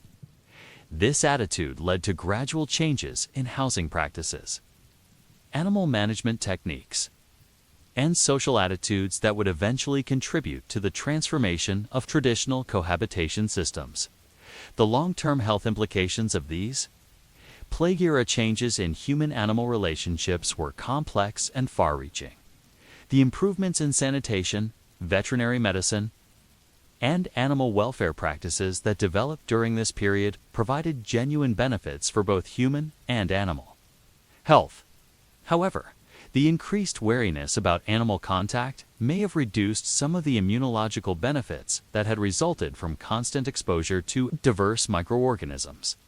As the immediate crisis of the Black Death gradually subsided and European society began to recover from its devastating effects, the lessons learned about health and disease during the plague years continued to influence attitudes toward human-animal cohabitation. The experience had demonstrated both the risks and benefits of close relationships with animals in ways that would shape the future development of European agriculture, medicine, and society. What would be the ultimate consequences of these plague-era revelations about health and disease, and how would they contribute to the eventual transformation of the ancient practice of human-animal cohabitation? The answers would determine not only the future of European farming practices, but also the fundamental character of the relationship between humans and the domesticated animals that had been their partners in survival for countless generations. In the decades following the Black Death, as European society slowly rebuilt itself from the catastrophic losses of the plague years, a new understanding of health and hygiene began to emerge that would fundamentally alter the relationship between humans and animals. The village of Little Wickham in Hampshire, England, in the year 1398, exemplified these changes as the surviving residents implemented new practices based on hard-won knowledge about disease prevention and health maintenance that their grandparents could never have imagined. The most immediate and visible change was in the organization of domestic spaces and the management of human-animal relationships within peasant households. The intimate cohabitation that had been standard practice for centuries was gradually being modified to reduce health risks, while maintaining the practical benefits that made these arrangements essential for survival. This transformation represented not an abandonment of human-animal partnerships, but rather their evolution into more sophisticated and health-conscious forms. The architectural innovations that emerged during this period reflected a new understanding of the connection between environmental conditions and human health. While medieval people still did not understand the microbial basis of disease, their practical experience during the plague years had taught them valuable lessons about the importance of ventilation, waste management, and spatial organization. In preventing illness, new construction techniques emphasized improved air circulation through the strategic placement of windows, doors, and ventilation openings that could provide fresh air without compromising thermal efficiency. The design of these ventilation systems showed remarkable sophistication, incorporating principles of airflow management that modern building science recognizes as fundamentally sound.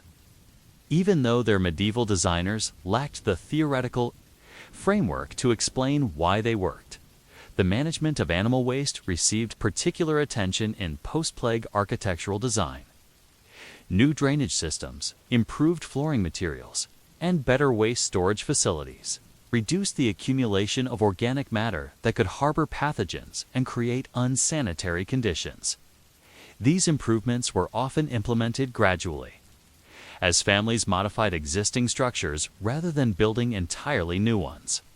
But their cumulative effect was significant. The development of transitional spaces between human and animal areas represented another important innovation that emerged. During this period, these intermediate areas served as buffers that allowed for controlled interaction between humans and animals while providing space for activities like milking, feeding, and animal care that required direct contact but could be managed in ways that minimized health risks. The creation of these transitional spaces reflected a sophisticated understanding of risk management that balanced the need for animal proximity with emerging concerns about disease transmission. These areas typically featured better ventilation than traditional animal quarters, improved lighting for detailed observation of animal health, and surfaces that could be more easily cleaned and maintained. The evolution of animal care practices during this period also reflected new understanding of the connections between animal health and human welfare. The recognition that sick animals posed greater risks to human health led to more systematic approaches to preventing, detecting, and treating animal diseases. This represented a significant advancement over traditional practices that often focused primarily on maintaining animal productivity rather than preventing disease transmission. Medieval veterinary knowledge expanded dramatically during the post-plague period, incorporating observations and techniques that had been developed in response to the health crises of the preceding decades. The integration of human and animal medical knowledge created a more holistic approach to health management that benefited both species. Even though the theoretical understanding of disease causation remained limited, the development of quarantine procedures for sick animals represented one of the most important innovations of this period. While medieval people did not understand the microbial basis of contagious diseases, their practical experience had taught them that separating sick animals from healthy ones could prevent the spread of illness. These quarantine practices were often quite sophisticated, involving separate housing, dedicated caretakers, and careful monitoring procedures that effectively reduce disease transmission. The improvement of animal nutrition during this period also contributed to better health outcomes for both animals and humans. The recognition that well-nourished animals were more resistant to disease and less likely to transmit infections to humans led to more careful attention to animal feeding practices. This included not only providing adequate quantities of food, but also ensuring that feed was of good quality and free from mold, contamination, and other sources of health problems. The development of seasonal management practices that reduced health risks during periods of greatest vulnerability represented another important advancement. Medieval farmers learned to adjust their animal care routines to account for seasonal variations in disease risk, environmental stress, and immune function. These practices often involved moving animals to different housing arrangements, modifying feeding schedules, and implementing special care procedures during times when disease transmission was most likely. The social and cultural changes that accompanied these practical innovations were equally significant in reshaping human-animal relationships. The shared experience of surviving the plague years created new attitudes toward the animals that had been partners in survival, leading to changes in how these relationships were understood and valued within medieval society. The development of more systematic approaches to animal breeding represented one manifestation of these changing attitudes. While medieval people had always paid attention to animal genetics, the post-plague period saw increased emphasis on breeding for health and disease resistance rather than focusing exclusively on productivity traits. This led to gradual improvements in the overall health and hardiness of domestic sleek animal populations. The emergence of specialized roles within households for animal care also reflected changing attitudes toward the importance of animal health management. While traditional arrangements had typically assigned animal care responsibilities based on availability and general capability, post-plague households increasingly recognized the value of developing specialized expertise in animal health and behavior. These specialized caretakers, often women or older children who had demonstrated particular aptitude for animal management, developed encyclopedic knowledge of animal behavior, health indicators, and treatment approaches that made them invaluable members of their communities. Their expertise was often sought by neighboring families facing animal health problems, creating informal networks of veterinary knowledge that improved animal welfare across entire regions. The integration of herbal medicine into animal care practices also expanded significantly during this period. The recognition that many plants used for human medicine could also benefit animal health led to systematic experimentation with botanical treatments for common animal ailments. This integration of human and animal pharmacology created a more comprehensive approach to health management that utilized the full range of available therapeutic resources, the psychological and emotional aspects of human-animal relationships also evolved during this period in response to the shared trauma of the plague years. Animals that had survived alongside their human companions were often viewed not just as economic assets, but as fellow survivors who deserved special consideration and care. This emotional dimension added new layers of complexity to animal management decisions and influenced housing arrangements, care practices, and end-of-life decisions in ways that reflected deeper appreciation for animal welfare. The development of more sophisticated understanding of animal behavior and psychology also contributed to improved health outcomes during this period. Medieval people learned to recognize subtle signs of distress, illness, and discomfort in their animals that enabled earlier intervention and more effective treatment. This behavioral knowledge also informed housing design, management practices, and daily care routines in ways that reduced stress and promoted better health for both animals and humans. The economic implications of these health-focused changes in animal management were significant and far-reaching. While the initial investments in improved housing, better care practices, and specialized knowledge required substantial resources, the long-term benefits in terms of reduced mortality, increased productivity, and lower disease-related losses more than justified these costs. The improved animal health that resulted from these innovations also created new economic opportunities for peasant families. Healthier animals were more valuable in markets, more reliable as sources of products like milk and eggs, and more effective as sources of draft power for agricultural work.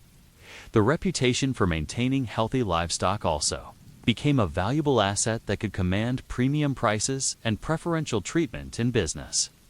Relationships, the broader social implications of these changes extended far beyond individual households to influence community organization, agricultural practices, and cultural attitudes throughout European society. The recognition that animal health affected human welfare created new forms of cooperation and mutual assistance that strengthened community bonds and improved overall resilience.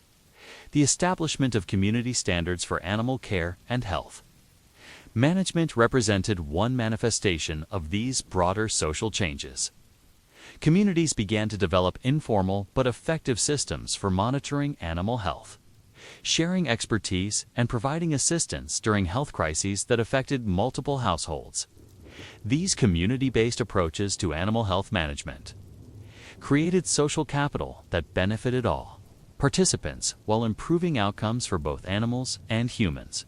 As the 14th century drew to a close, the village of Little Wickham and countless other communities across Europe had successfully adapted their traditional human-animal cohabitation practices to incorporate new understanding of health and disease prevention. These adaptations had preserved the essential benefits of animal partnership while reducing the health risks that had become apparent during the plague years. Yet these changes also represented the beginning of a gradual transformation that would eventually lead to the complete reorganization of human-animal relationships in European society. The improved understanding of health and hygiene, the technological innovations in housing and animal care, and the changing economic and social conditions that had emerged from the plague experience were creating pressures that would ultimately make traditional cohabitation practices obsolete. The forces that would drive this transformation were already beginning to gather strength as the medieval period moved toward its conclusion. Economic prosperity, technological advancement, changing social structures, and evolving cultural attitudes were combining to create new possibilities for human-animal relationships that would revolutionize European agriculture and society. What would these new arrangements look like?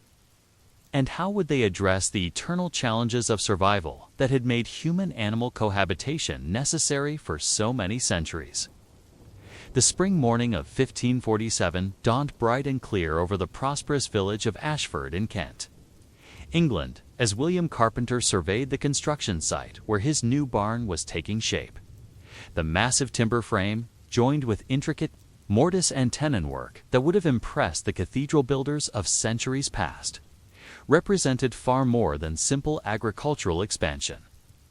This structure, designed specifically to house his growing herd of cattle in quarters separate from his family's dwelling, symbolized a fundamental transformation in human-animal relationships that was sweeping across Europe as the medieval world gave way to the early modern era.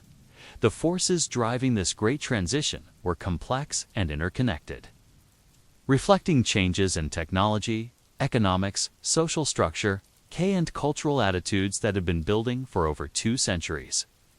The intimate cohabitation between humans and animals that had been essential for survival during the harsh medieval centuries was gradually becoming not just unnecessary, but actually counterproductive as European society evolved toward new forms of organization and prosperity. The technological innovations that made Separate animal housing, practical and affordable, represented one of the most important factors in this transformation.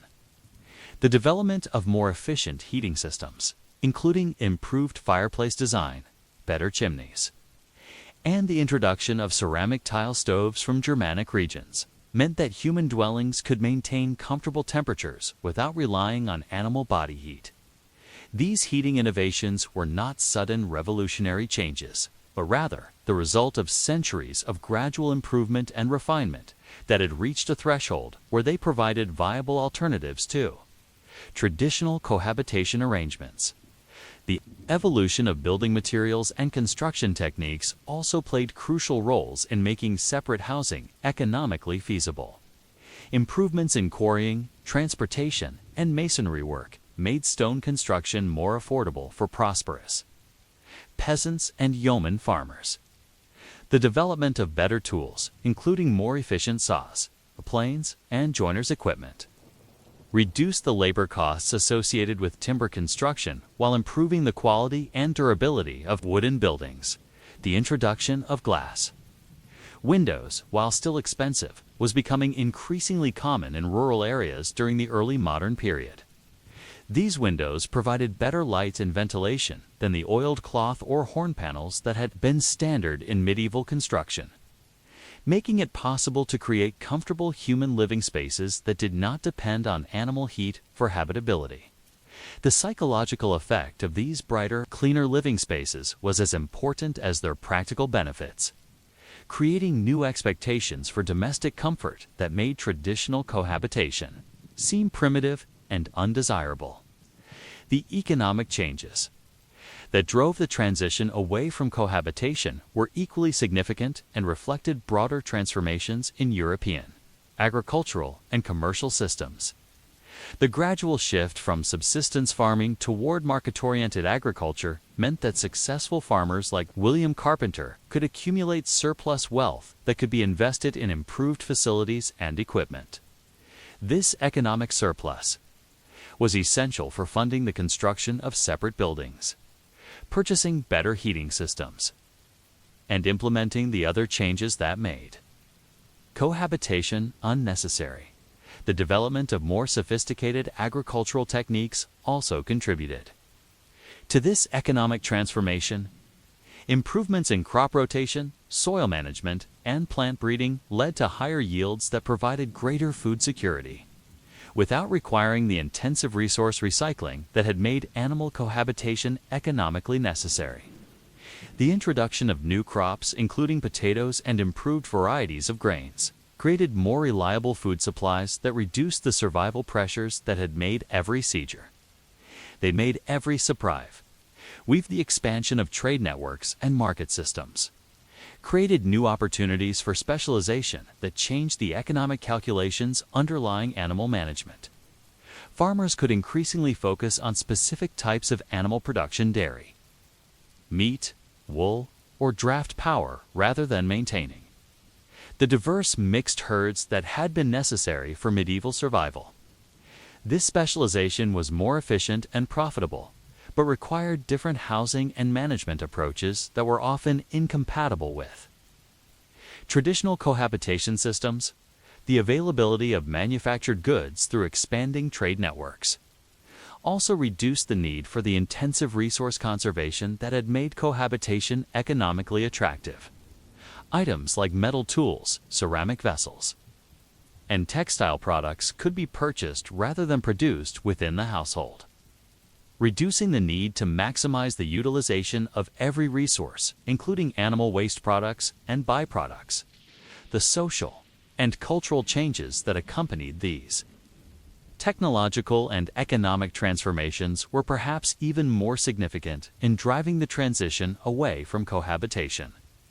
The emergence of a prosperous middle class of yeoman farmers, successful artisans, and rural entrepreneurs created new social expectations and cultural values that emphasized comfort, cleanliness, and social status in ways that made traditional peasant living arrangements seem undesirable.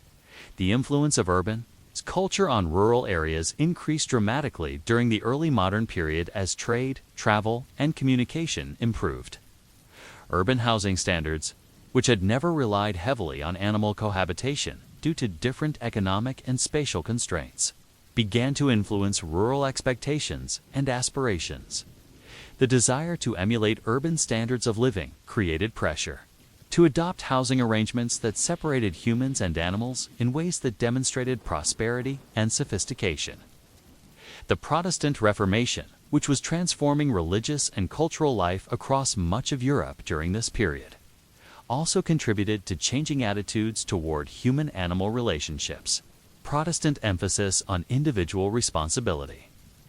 Moral improvement and social reform often included concerns about cleanliness, order, and proper domestic arrangements that were difficult to achieve within. Traditional cohabitation systems dot the development of new ideas about health and hygiene, building on the medical knowledge that had emerged during and after the plague years. Also influenced attitudes toward cohabitation. While the germ theory of disease was still centuries in the future, practical experience and empirical observation had taught people that cleaner living conditions were associated with better health outcomes. This knowledge created additional motivation to adopt housing arrangements that eliminated the sanitation challenges associated with animal cohabitation. The changing nature of agricultural labor also played important roles in driving the transition toward separate housing.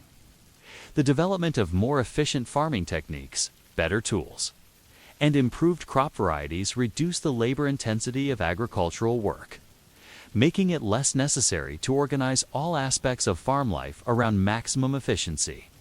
Farmers could afford to spend additional time and effort on animal care activities that had previously been integrated into human living spaces for convenience. The emergence of specialized agricultural buildings designed specifically for different types of animal husbandry reflected both the economic resources and technical knowledge that made separate housing practical. These structures incorporated centuries of accumulated wisdom about animal behavior, environmental requirements, and management techniques while eliminating the compromises that had been necessary when animals shared human living spaces. William Carpenter's new barn exemplified these specialized agricultural buildings with its sophisticated design features tailored specifically for cattle management.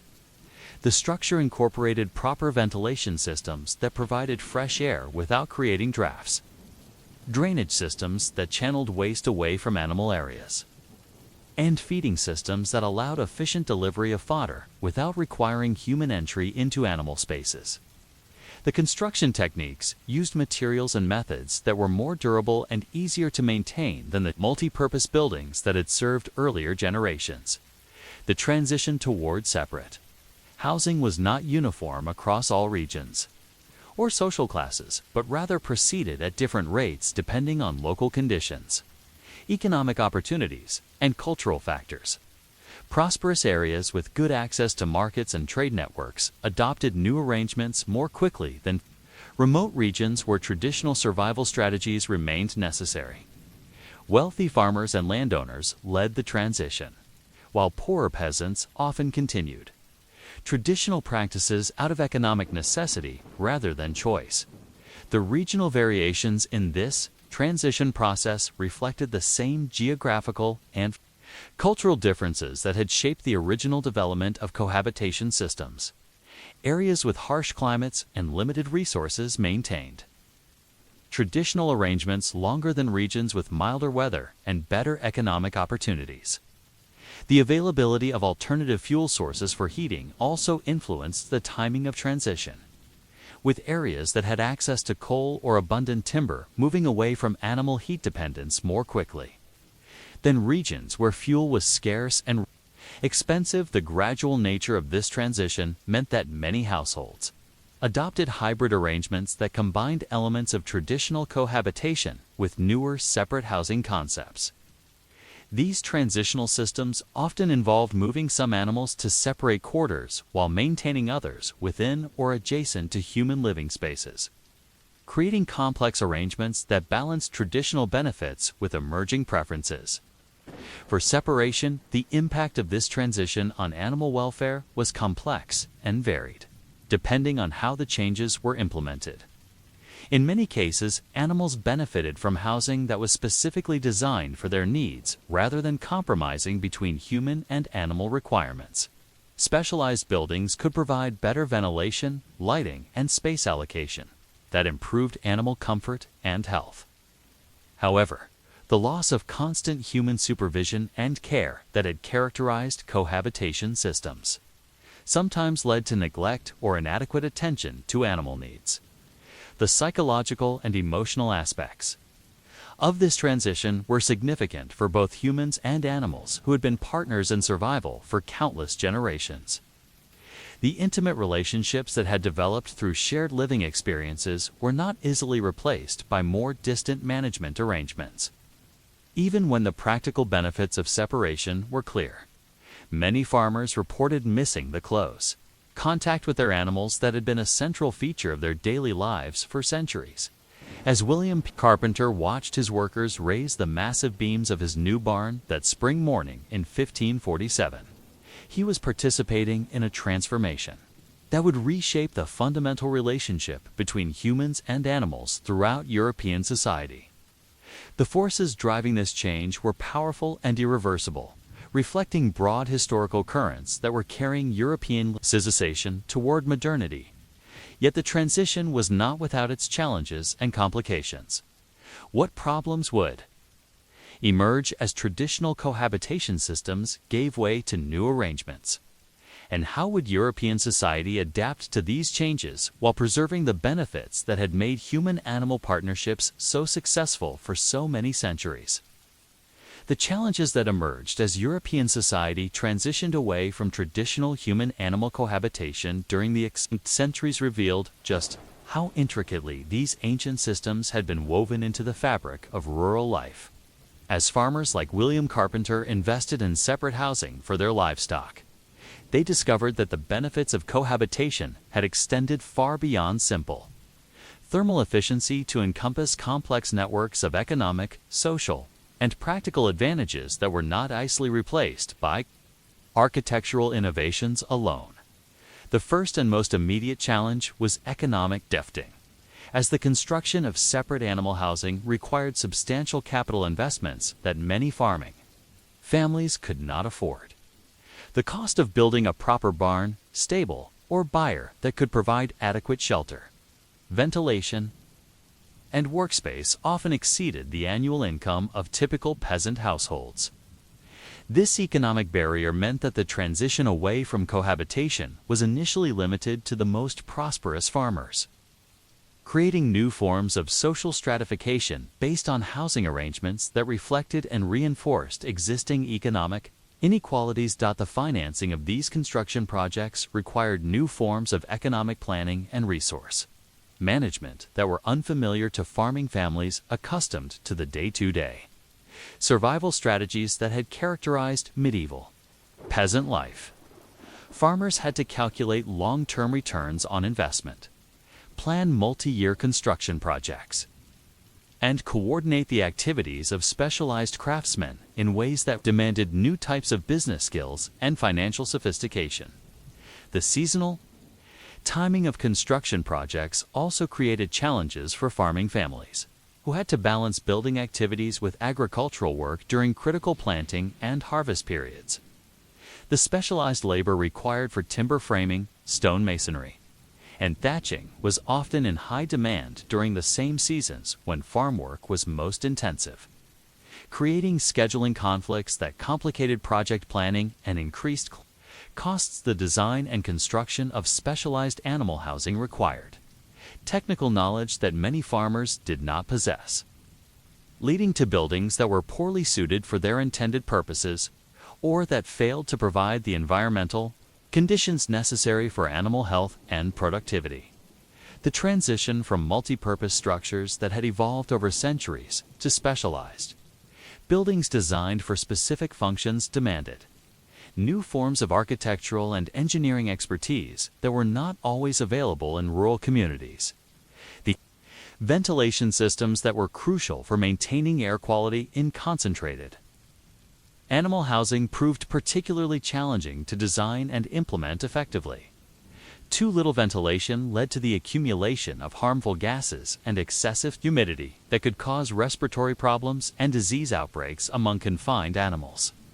Too much ventilation created drafts and heat loss that undermined the thermal efficiency that separate buildings were supposed to provide. The waste management systems required for large concentrations of animals in specialized buildings also presented complex engineering challenges that were not always successfully addressed.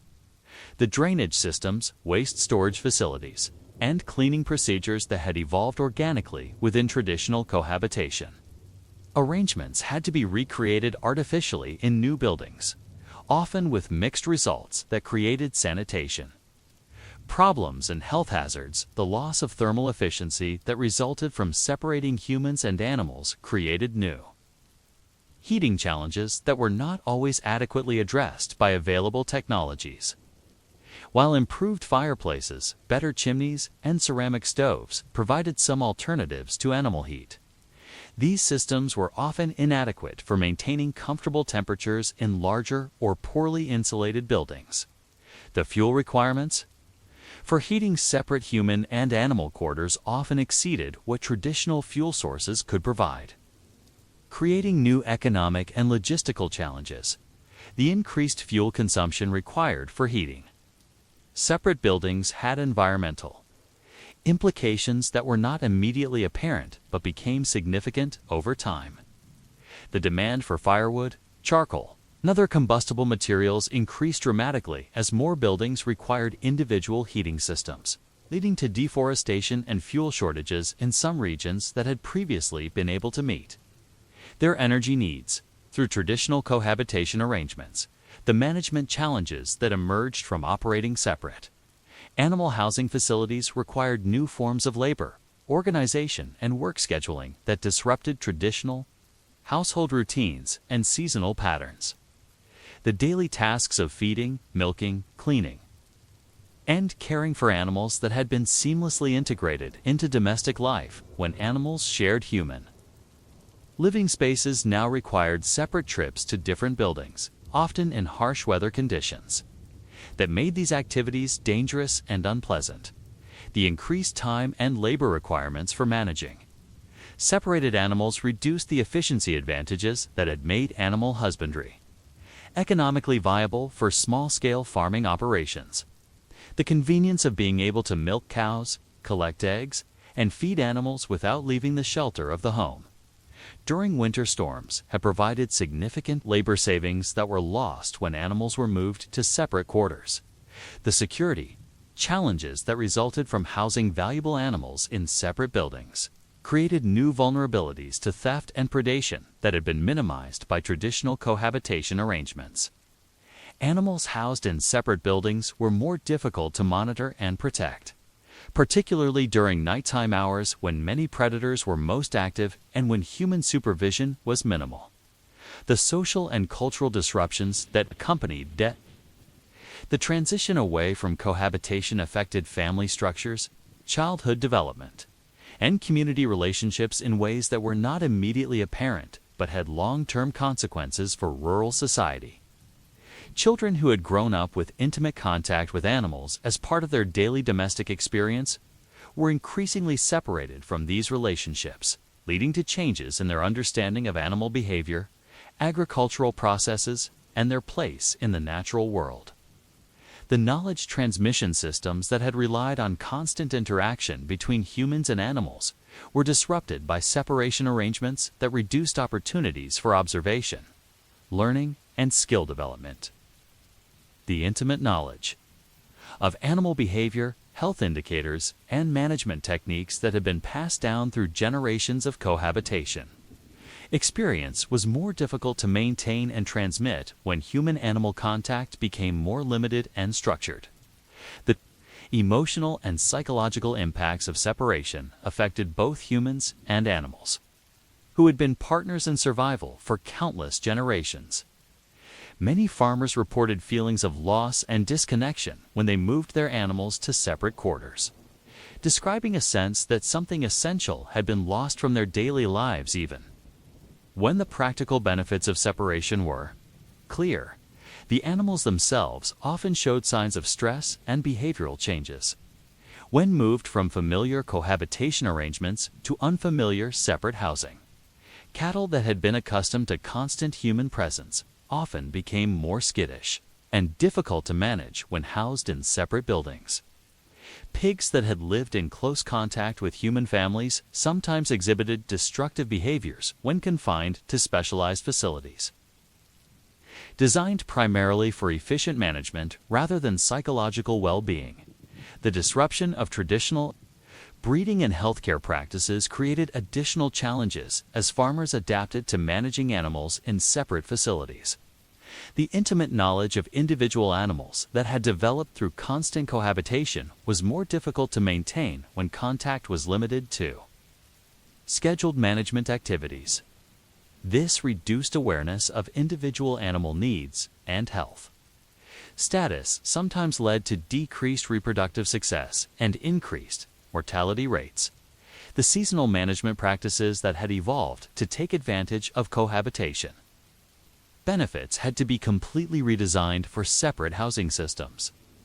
The complex choreography of moving animals between different areas, adjusting feeding schedules, and coordinating various agricultural activities that had been refined over centuries of traditional practice required fundamental reorganization. When animals were housed separately, the community cooperation systems that had supported traditional animal management were also disrupted by the transition to separate housing.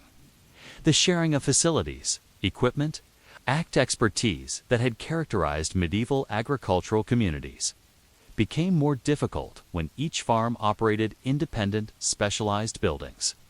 Rather than relying on common arrangements and mutual assistance, the economic specialization that separate housing enabled also had social consequences that changed the character of rural communities. As farmers focused on specific types of animal production rather than maintaining diverse, mixed operations, the economic interdependence that had fostered community cooperation was reduced, leading to more individualistic and competitive relationships. Between neighbors, the environmental impacts of concentrated animal housing became apparent, as more farms adopted intensive management practices in specialized buildings. The concentration of waste products in smaller areas created pollution problems that had been avoided by the distributed waste management that characterized traditional cohabitation systems: water contamination, soil degradation, and air quality. Problems emerged in some areas where intensive animal housing was poorly managed. Despite these challenges, the transition away from cohabitation also created new opportunities and benefits that eventually outweighed the problems for many farming families. The specialized buildings that replaced cohabitation arrangements often provided better working conditions, improved animal welfare, and increased productivity that justified the economic and social costs of transition. The development of new technologies and management techniques specifically designed for separate animal housing gradually addressed many of the initial problems that had emerged during the early stages of transition. Improved ventilation systems, better drainage methods, and more efficient heating technologies made separate housing more practical and effective over time. As the 17th century progressed, the accumulated experience of farmers who had successfully made the transition to separate housing created a body of practical knowledge about design, construction, and management that helped subsequent adopters avoid the problems that had plagued earlier attempts. This knowledge transfer process gradually made separate housing more accessible and successful for a broader range of farming families. Yet even as solutions emerged for the practical challenges of separate housing, deeper questions remained about the long-term implications of fundamentally altering relationships between humans and animals that had shaped European civilization for millennia. What would be the ultimate consequences of this great transition, and how would it affect the future development of agricultural systems, rural communities, and human relationships with the natural world? By the dawn of the 18th century, the transformation of human-animal relationships that had begun centuries earlier was reaching its culmination across much of Europe. In the Yorkshire village of Thornwick, where the last longhouse had been converted to separate human and animal quarters in 1687, the elderly farmer John Whitmore could barely remember the stories his grandfather had told about sleeping in the same building as the family cow. What had once been an essential survival strategy had become, within the span of a few generations, a quaint historical curiosity that seemed as foreign as the tales of ancient Romans or Celtic Druids.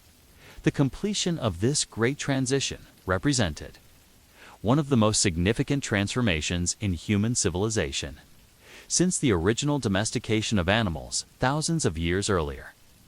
The intimate partnerships that had sustained European peasant families through countless harsh winters had given way to more distant, specialized relationships that reflected new economic realities, technological capabilities, and cultural values that would shape the modern world. The economic consequences of this transition were profound and far-reaching, extending well beyond the immediate costs and benefits of separate housing to encompass fundamental changes in agricultural organization, market relationships, and rural prosperity. The specialization that separate housing enabled allowed farmers to focus their resources and expertise on specific types of animal production, leading to significant improvements in productivity and efficiency that generated unprecedented levels of agricultural surplus.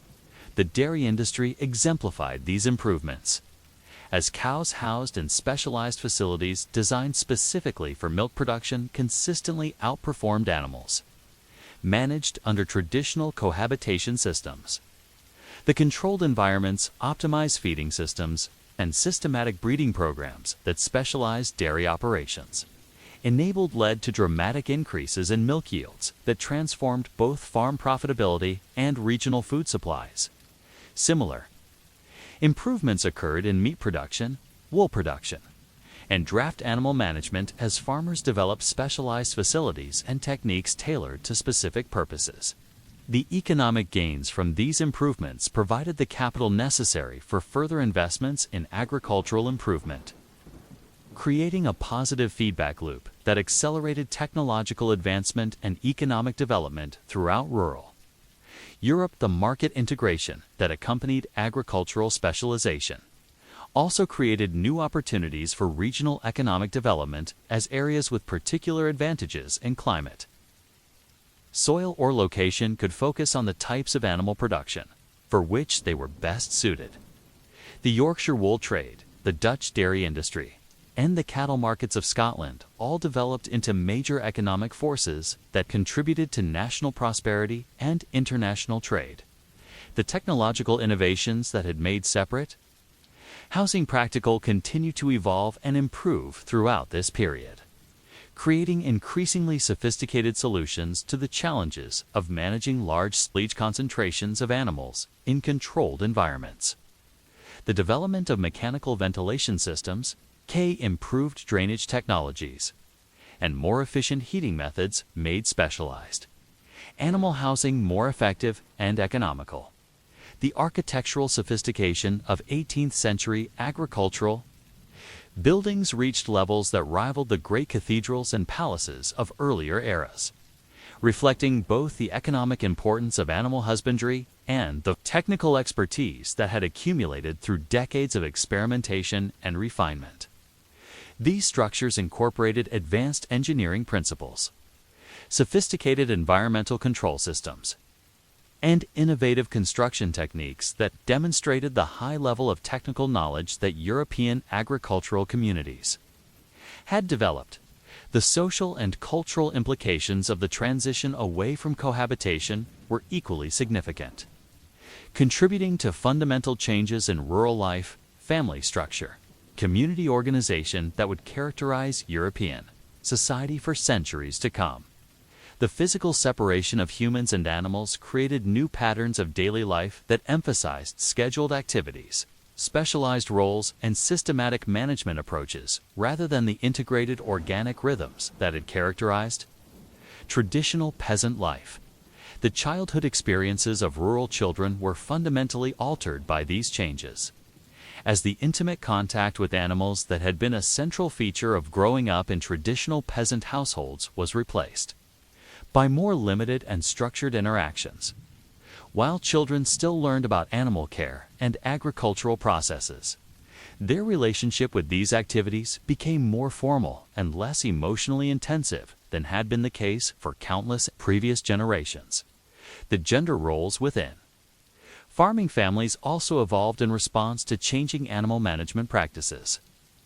As the specialized facilities and systematic approaches that characterize separate housing created new divisions of labor and expertise, women's traditional roles in dairy management and poultry care were often professionalized and expanded within specialized facilities, while men focused more intensively on field work and the management of larger livestock operations.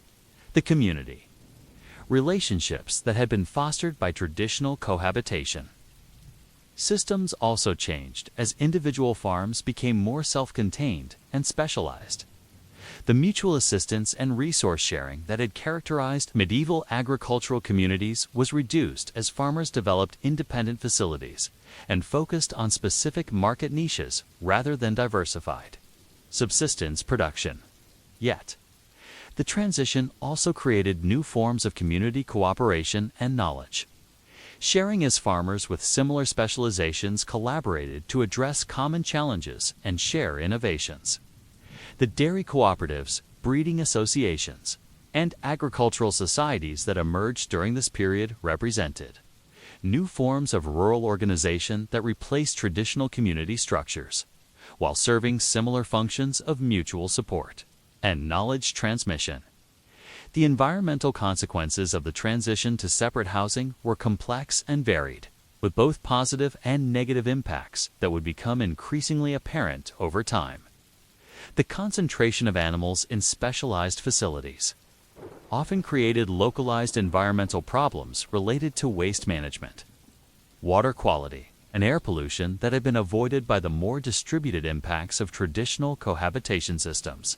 However, the improved efficiency and productivity of specialized animal housing also reduced the total land area required for livestock production, potentially freeing land for other uses, including forest regeneration, crop production, or conservation.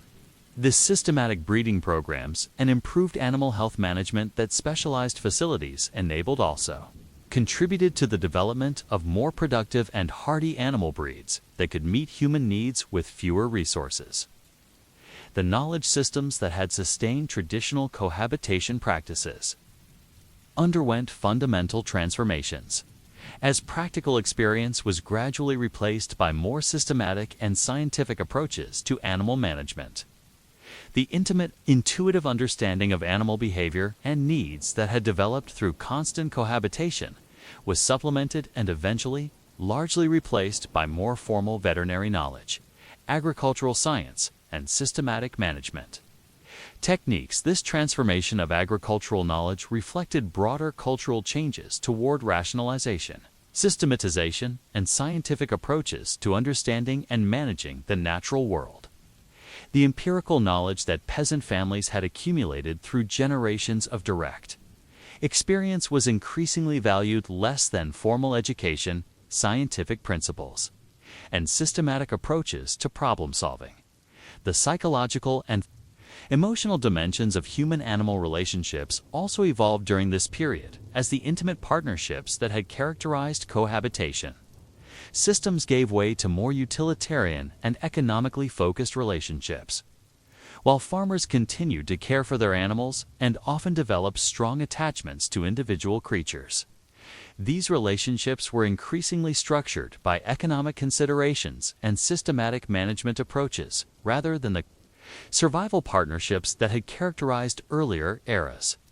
The animal welfare implications of this transition were complex and contradictory, with improvements in some areas offset by problems in others. The specialized housing that replaced cohabitation systems often provided better protection from weather, improved nutrition, and more systematic health care that enhanced animal welfare in many respects. However, the loss of constant human supervision And the emphasis on economic efficiency sometimes led to management practices that prioritized productivity over animal comfort and well-being. The long-term consequences of the Great Transition extended far beyond agriculture to influence the development of industrial society, urban growth, and modern relationships between humans and the natural world. The agricultural surplus generated by improved animal production provided the economic foundation for industrialization, while the systematic management approaches developed in specialized animal housing contributed to the organizational principles that would characterize modern industrial production. The demographic changes that accompanied agricultural improvement also had profound social consequences as rural prosperity supported population growth, while improved agricultural efficiency reduced the labor requirements that kept people tied to agricultural employment. The migration from rural to urban areas that would characterize the Industrial Revolution was facilitated by the agricultural productivity gains that the transition from cohabitation had made possible. As John Whitmore surveyed his prosperous farm in Thornwick on that autumn day in 1718, he could see the tangible benefits that the Great Transition had brought to his family and community. His cattle were healthier and more productive in their specialized facilities. His family lived in greater comfort and security, and his economic prospects were brighter than any previous generation of his family had experienced. Yet something had also been lost in this transformation. Though it would take future generations to fully understand what that loss meant for human relationships with the natural world. The intimate partnerships between humans and animals that had sustained European civilization through its most vulnerable centuries had been replaced by more efficient but also more distant relationships that reflected new priorities and possibilities. The Great Transition was complete, but its ultimate consequences for human society and the natural world were only beginning to unfold. The seeds of modernity that had been planted in the decision to house humans and animals separately would grow into the complex industrial civilization that would reshape the entire planet, for better and worse, in ways that the medieval peasants, who had first shared their homes with cattle, could never have imagined. The ancient wisdom of survival, through partnership, had given way to the modern pursuit of progress through dominance, and the world would never be the same.